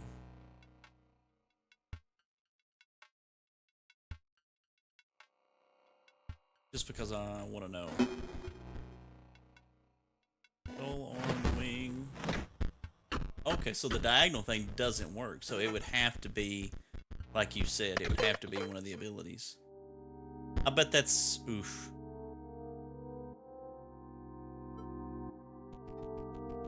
Skull arm wing.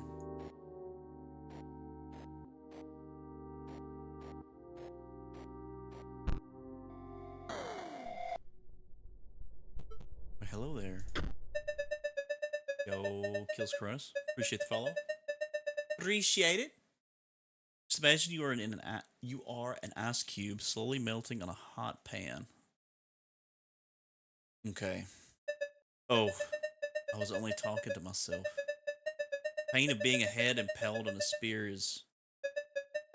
Well, it is worth it, of course. Magnificus will award me the highest honor. I will be the centerpiece of his day. Now, is Magnificus the wolf from Act 1? I know that P03 is the stoat, stink bug is Medusa or whatever the undead person is, and then Threshy's Threshy.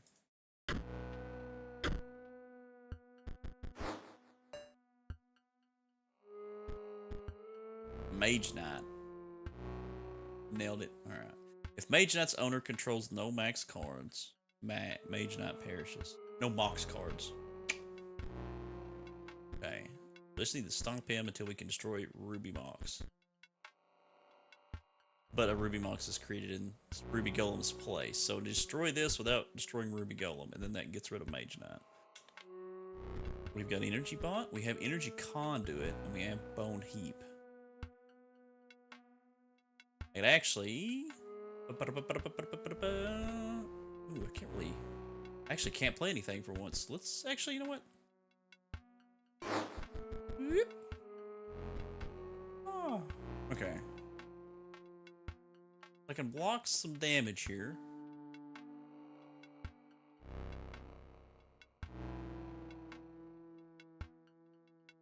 But I think what I'm going to do, I think I'm going to play Null Conduit.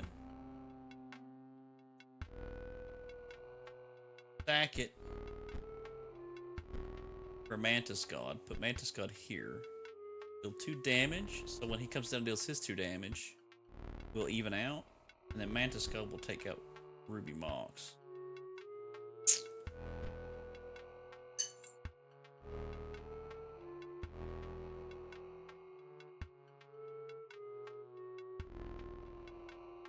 I don't think I've completed that achievement.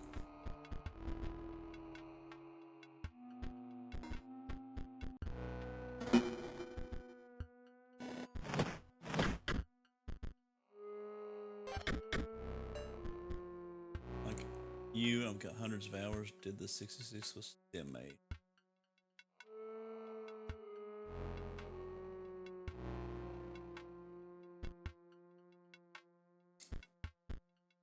I'll take out Ruby Mox. I'll still take 1 damage from Ruby Golem, but that's okay. I'll still deal 1 damage. That'll put me ahead. If I slap either of these down, they're eventually going to kill Ruby Golem, bringing out another Mox.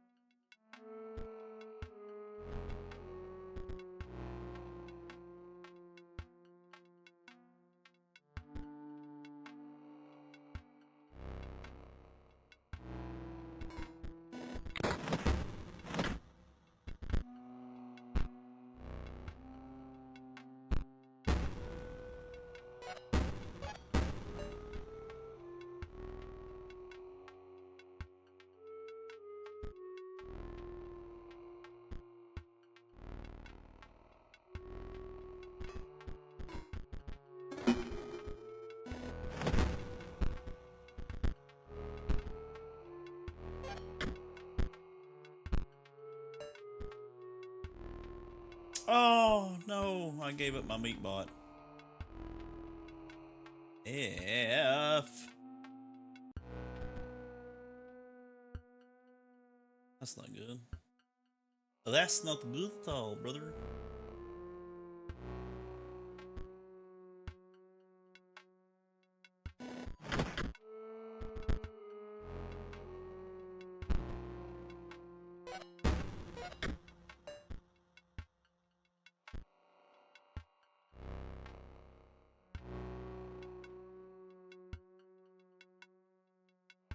Mm.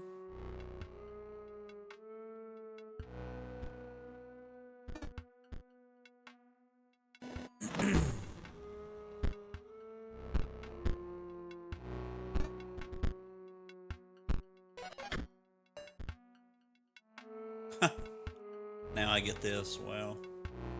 Hey, actually, this thing's a 1-3. I didn't realize. I hadn't ever actually looked at the power on this.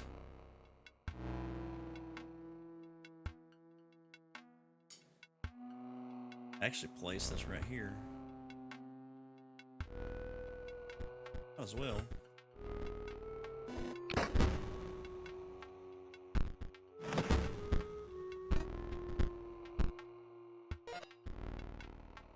Another mage knight.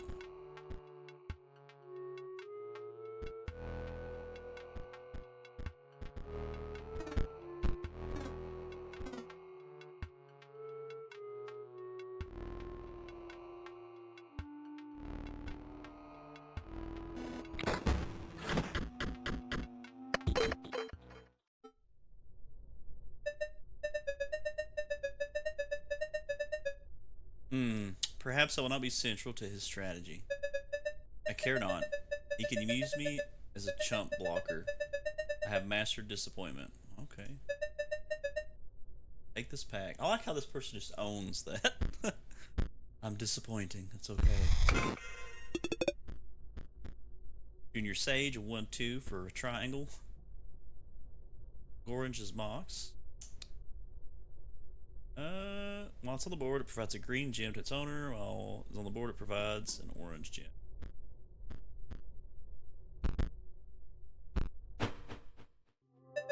Go.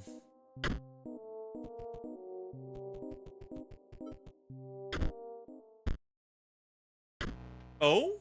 I can keep finding this thing over and over? Does it give me packs over and over? Oh. I don't remember if this thing gave me a pack. I don't think it did. I think it just told me the things.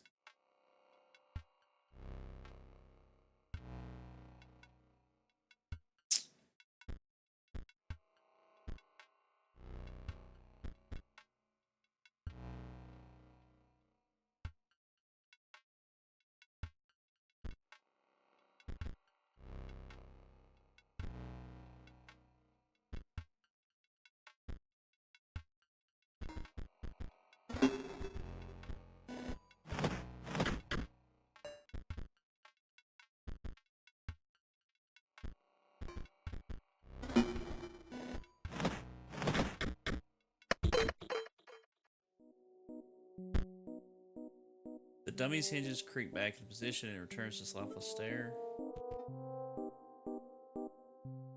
You can exploit this part of it. Now, it didn't give me a pack.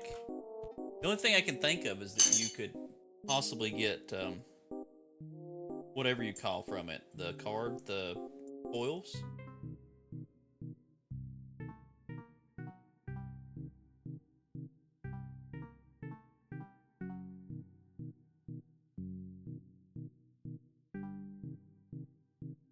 It's assuming you can get foils from it, though.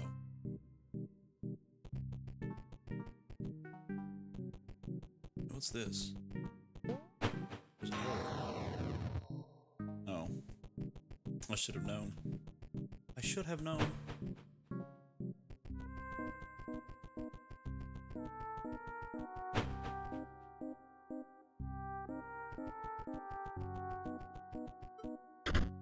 Chest is empty, save for a single card.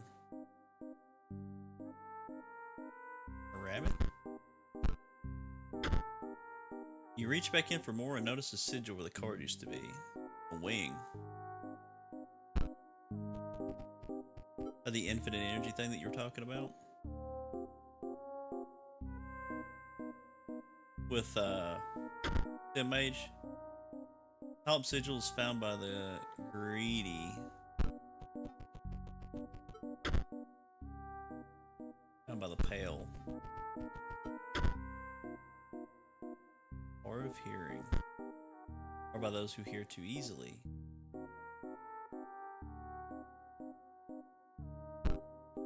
Well, do you actually get things from it? Well, one of these is a wing.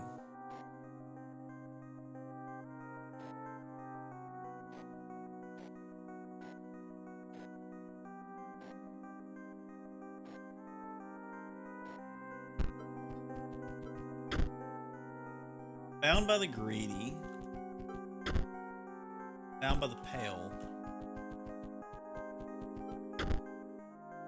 Found by the hard of hearing, or by those who hear too easily.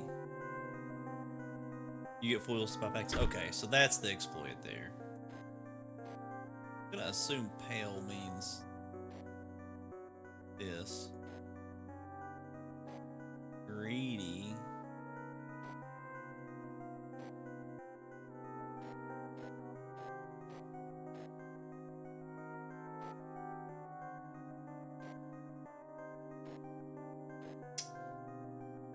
A shovel head. A shovel, like the head of a shovel.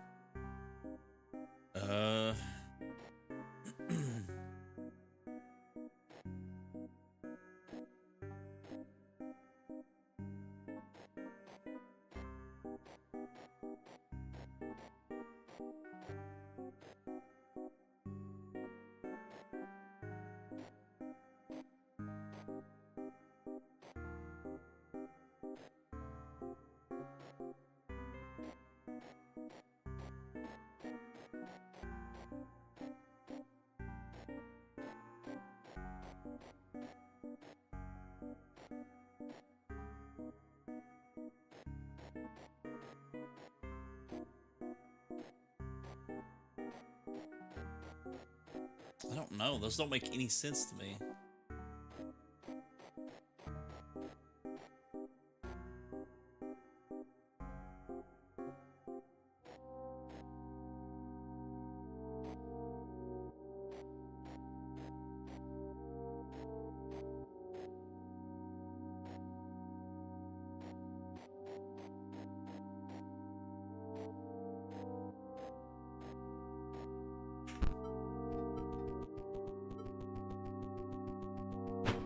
Oh, hello?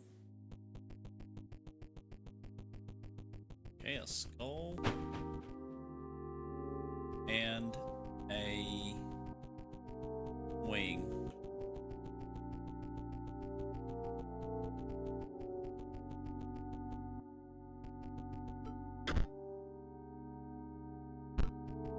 Found by the pale. I would assume that would have to be the skull.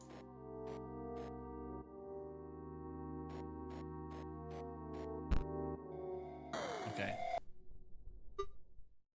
At last, simulation. Oh my gosh, dude. What have I stumbled into? This is slightly alarming. My test has been sensory deprivation, you see. Oh dear. Unlock the full potential of my mind, you see. It's unlocked now. Hear me, Magnificus? I'm ready. You have to battle, okay? Alright, dude. Ew. 0-1 gives him a sapphire that perishes if he controls no Mox cards. He has a flying 1-1.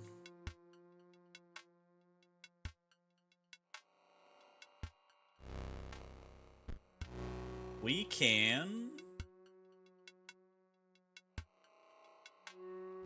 I'll still take 1 damage.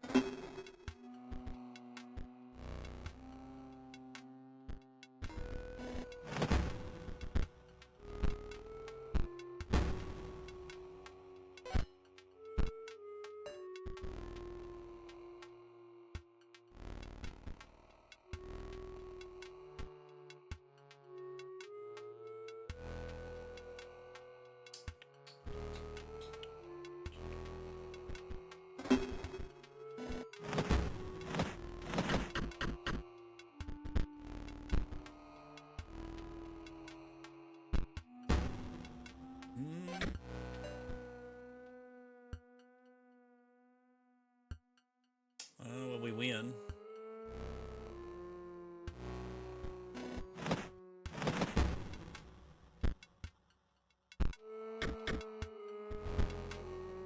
Oh, or maybe not. Never mind.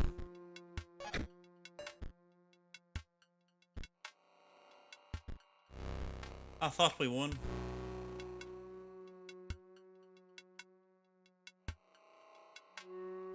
We win right here, though, right?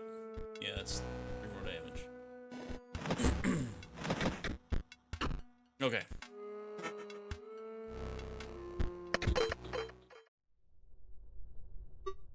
That was incredibly stimulating. Oh, man. I mean, look at the face they gave him, though. Like, we aren't done here, right? I wish to see the light again. To sing, to dance. You wouldn't leave, would you, brother? I would love nothing more. Give me that card pack.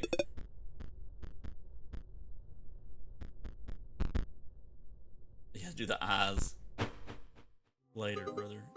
Open the door. You'll stop by on the way back and let me out. Right? I mean, I don't know. Should I? I feel like letting him out into the world is some kind of crime. I feel like that's like unleashing Barabbas into the world. Oh, what has he painted? Can't see what he's painted. Can I just wonder if I can just straight up walk by and leave him? The note reads, Dearest Grimora, I believe P03's plot may go far past the extent of a common power grab. Indeed, this great transcendence will have catastrophic and unpredictable results. The note is incomplete and ends abruptly. I urge you to consider. Oh, no. So, I thought Threshy was going to be like the, Oh, I can just walk in here and... I guess this is his bathroom? Where's it? Great Kraken submerges itself during opponent's turn while submerged, opposing... Oh, that's stupid. Get out of here. Get out of here with that nonsense.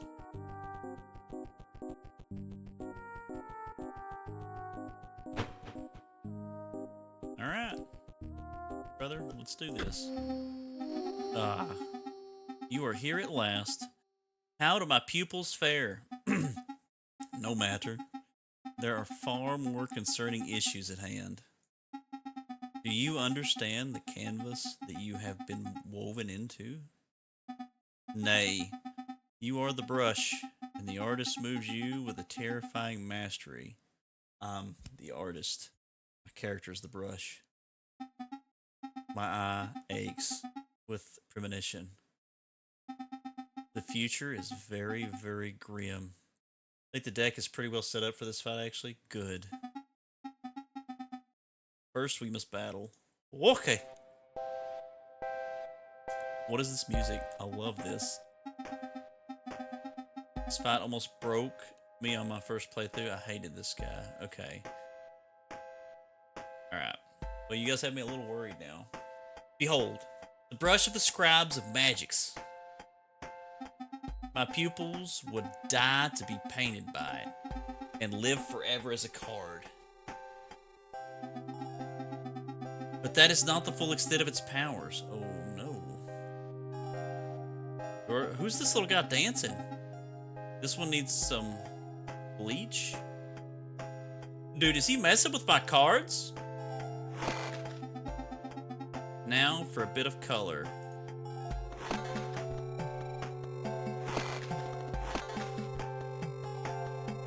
Could you stop?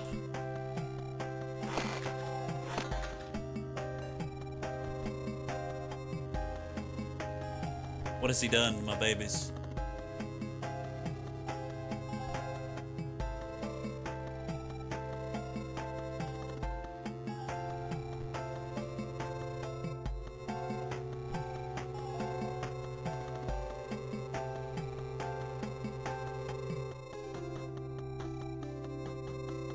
Hello, little guy dancing.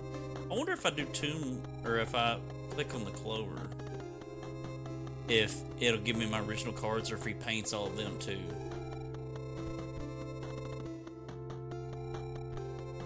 It's a 09? Oh.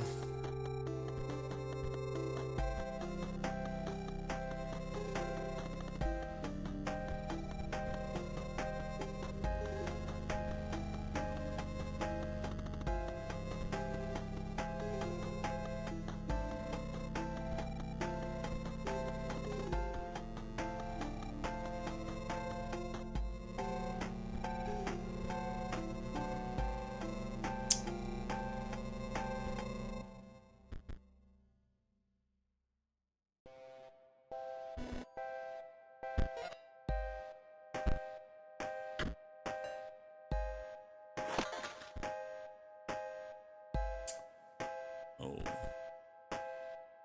If a Gem Fiend's owner controls no Mox cards, Gem Fiend perishes. Magnus Mox is considered a Mox card. However, yeah, I love this music too. Unfortunately, Meatbot no longer does what Meatbot's supposed to do. I was gonna sack it for the Grizzly, but I can't do that.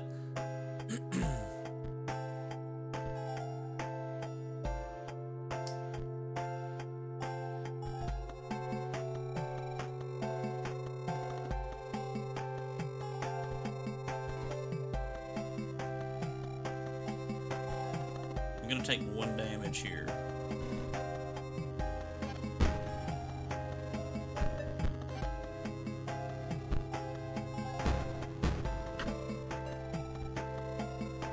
Bro, he repaints every card.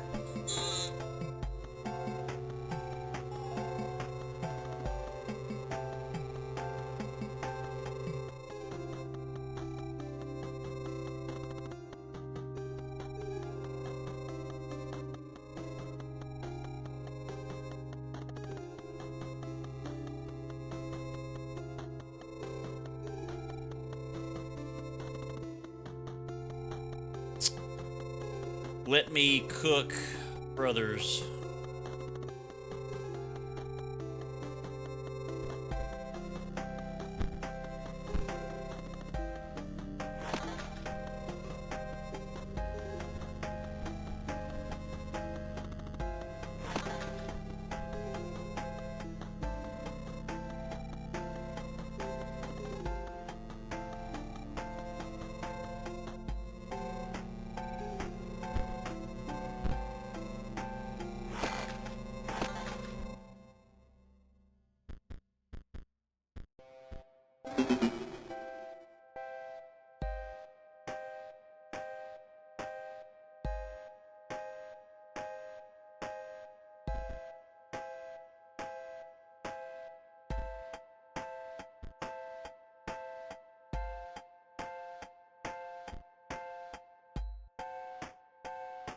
Pretty sure Dancing Guy's also the Stimulation Guy. Oh gosh. Stimulation Guy. Bro. That's such a terrible name. Who are you? Oh, I'm Stimulation Guy. You know? Not here to stimulate.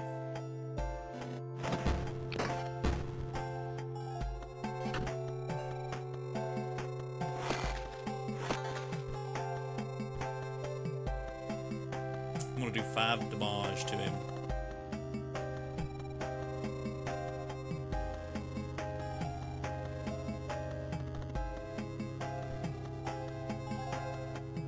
He's got a 2/1 coming in. That'll take this Ruby Mox out. That's okay.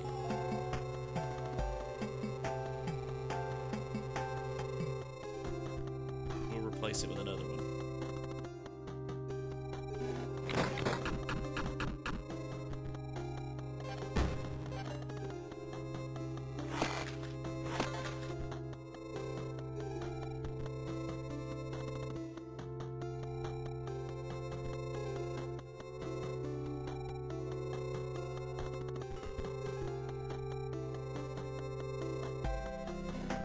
Take one of his lives. Let's remember.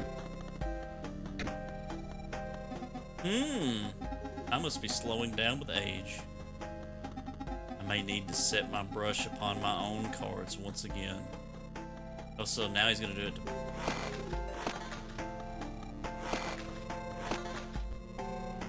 Okay, so now he does it to both. Okay, so we want this thing to kill this. Oh, we win anyway. We're literally going to do 5 damage, like right off the rip. Okay. Very well.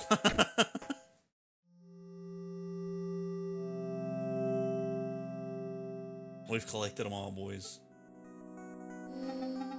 Very well. We have battled. And now I may speak. You see, my eye, it aches because it remembers. It was excised by none other than Leshy, the scribe of beasts. And a beast he is, arrogant, single-minded, obsessed with gaining power. But he is far from the worst scribe to become hegemon. Honestly, I don't know how to say that word. You see, the ejection of my eyeball is far from the worst thing that can happen around here. Thank you, Berto. Oh, I didn't... What did he say? He said I must escape something. And then Hegemon. Okay, Hegemon. You received the magical card back.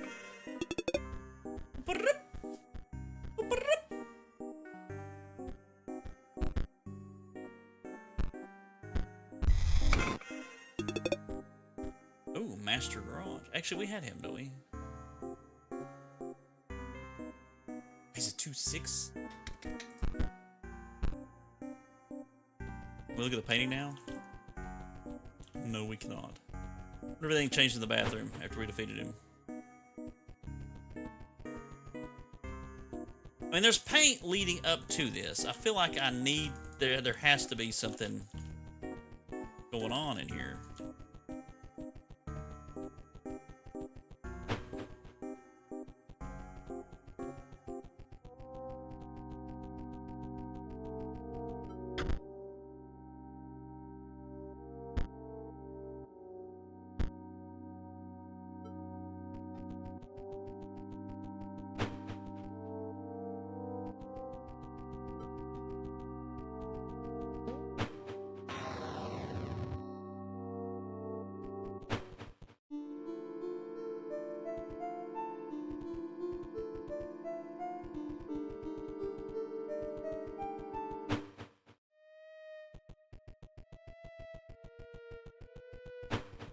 Let's try to get another gravedigger.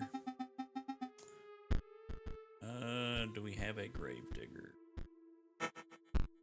If we get lucky, boys. Oh, we got another tomb robber. Whoa.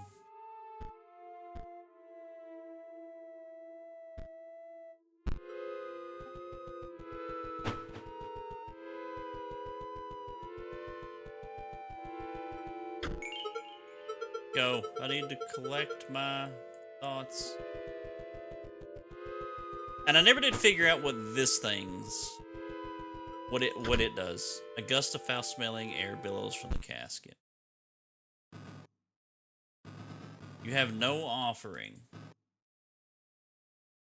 I don't know what it means by have no offering.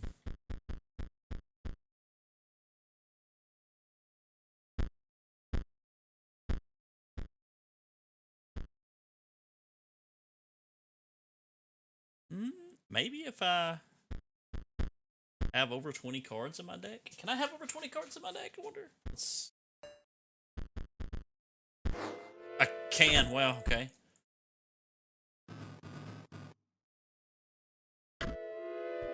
Might be something for a second playthrough unless you want it spoiled. You gotta read your cards for... That's the only thing I'm gonna say. Okay, okay. Appreciate that. Yeah, don't spoil it, don't spoil it.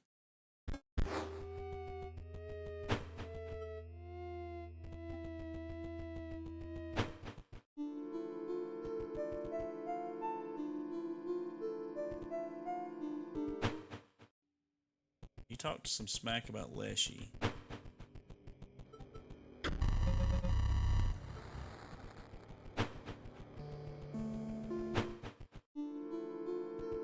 They talk some smack about P03. Who's still here? Got nothing to say.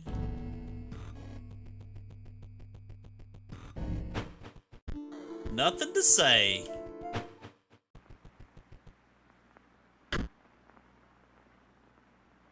This time, challenger, choose the scribe that you will replace. No, no, not yet. Well, I wanted to go to the boat, but it said that I have to be a scribe, so I guess we'll replace P03. Replace P03 and become the scribe of technology, yes.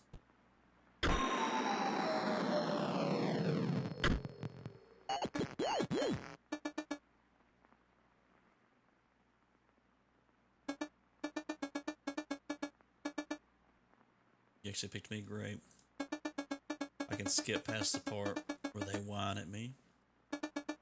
Let's get this over with. Got some big plays to make. What does he mean? Is this the end of Act 2? Because I feel like this went by kind of quick. Oh, a boss fight? You're supposed to battle the scribe that you picked, but like a powered up version for the finale. Oh, no. Oh, I wasn't ready for this. This is going to be different.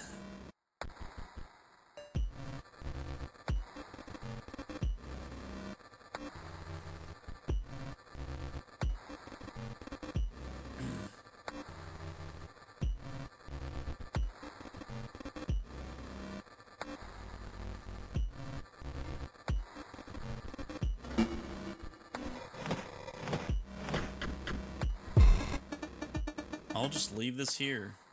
Oh, thanks, brother. Thank you for dropping that. I've got to give it to that dredger. Not as useless as I thought. Dude, look at his face, though. Look at that little smug. It's so cute. Look at that. It's got lashes and everything. What does this card do? I don't understand. Like, this card is just a 0.99?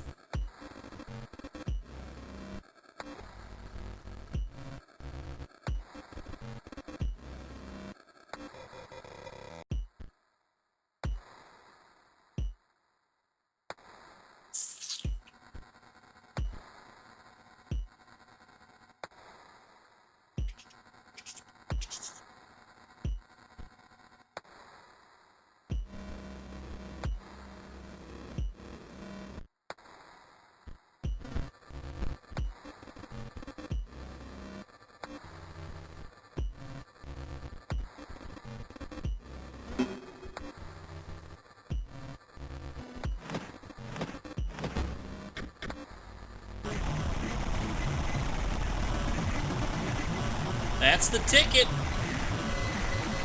Oh my gosh, my ears, brother. Please stop. Please stop. Okay.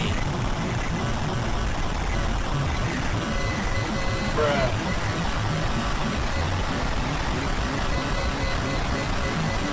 How do I escape this?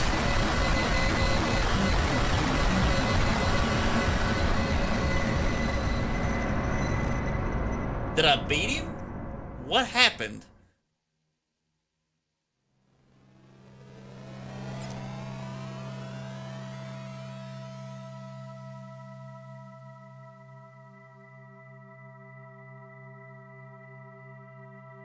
I attacked the corrupted card? Was I not supposed to?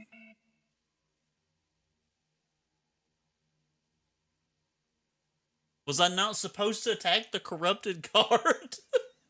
I'm so confused. You done gawking? We can start? You wanted to replace me. Look at us now. Oh, this is Batopia, a once great technological paradise. It's ruled over by 4 use Uber bots. That's right. Okay, so like I'm being lied to by this thing. And you've got to get out there and beat them. Why? To perform the great transcendence, of course. Doesn't matter what that means. You want it, okay? So if I had picked another one of the scrimes, would this be different? Would Act 3 be a completely different theme, like to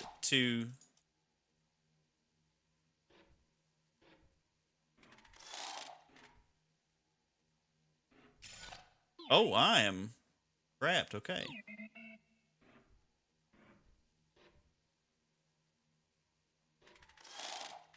Energy bot.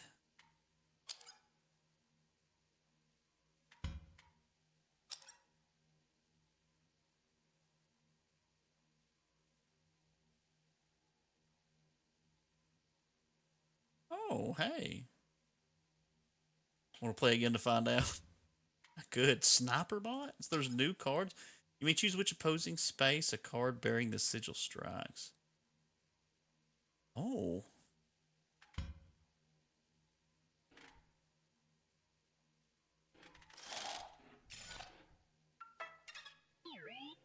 Utopia used to be safe for travelers.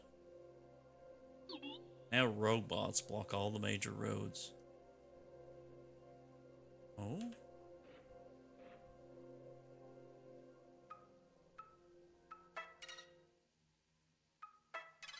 Alright, I'm going to do just a tiny bit of this to see what this is going to be like. It's 2:30, so I'm already an hour and a half past when I normally get off, but I wasn't able to play this Monday, so... Oh? You're not used to seeing 5 lanes, are you? Oh.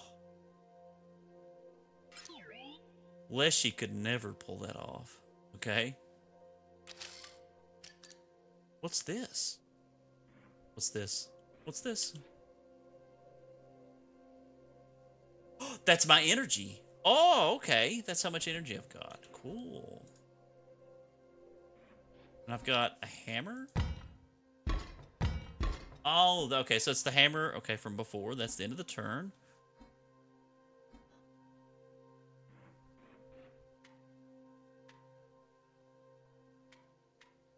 Empty vessel? 0-2.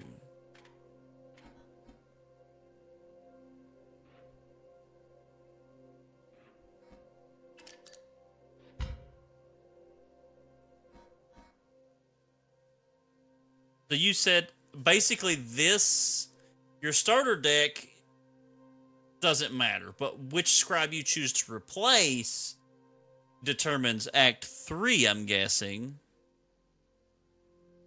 Which is really interesting. I like that.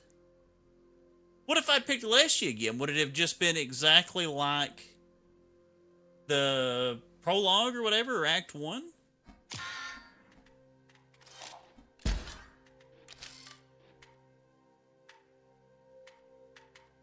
Well, what's the difference between...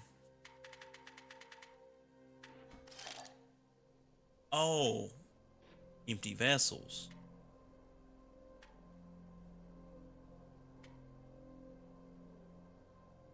No comment. Okay.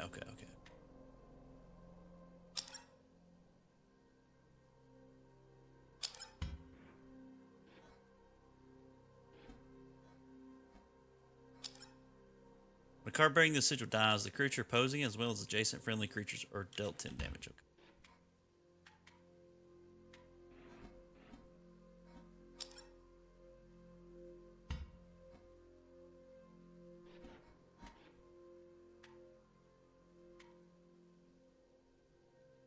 Oh, so that's what the sniper would be good for.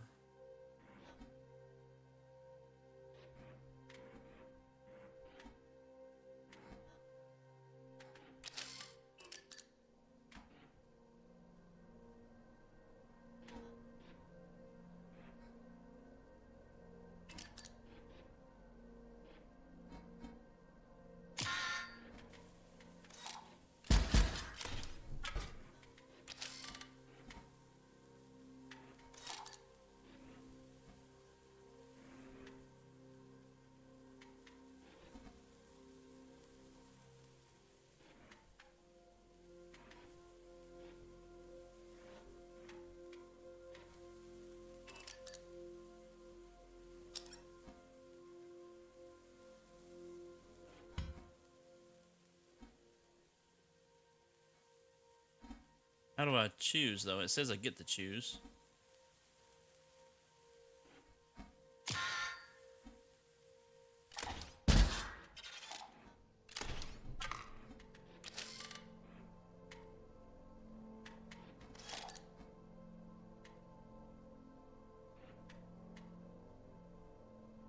I'm almost there, boys. Almost a double gunner.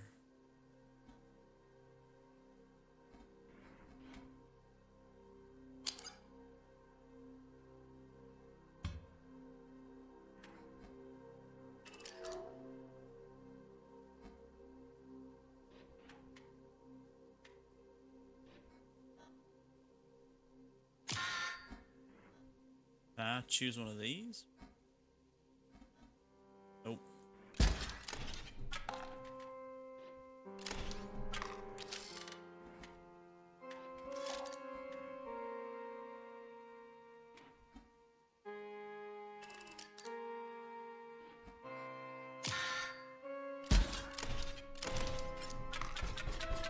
Uh-oh. Uh-oh, Buster Brown.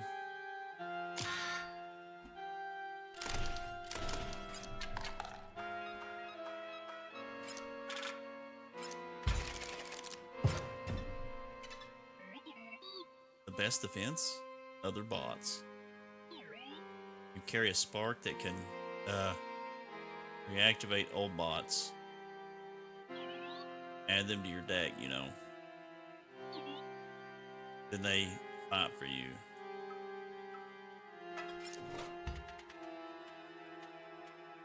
Gift bot.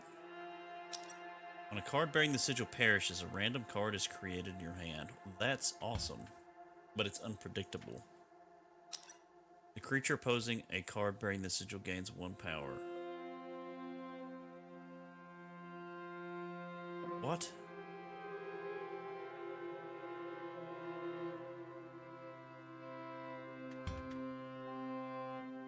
Why would I want that?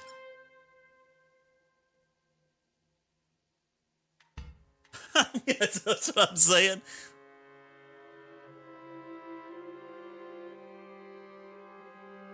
Alright. Thinking gift box. I've already got a shield bot. Let's go with the gift bot.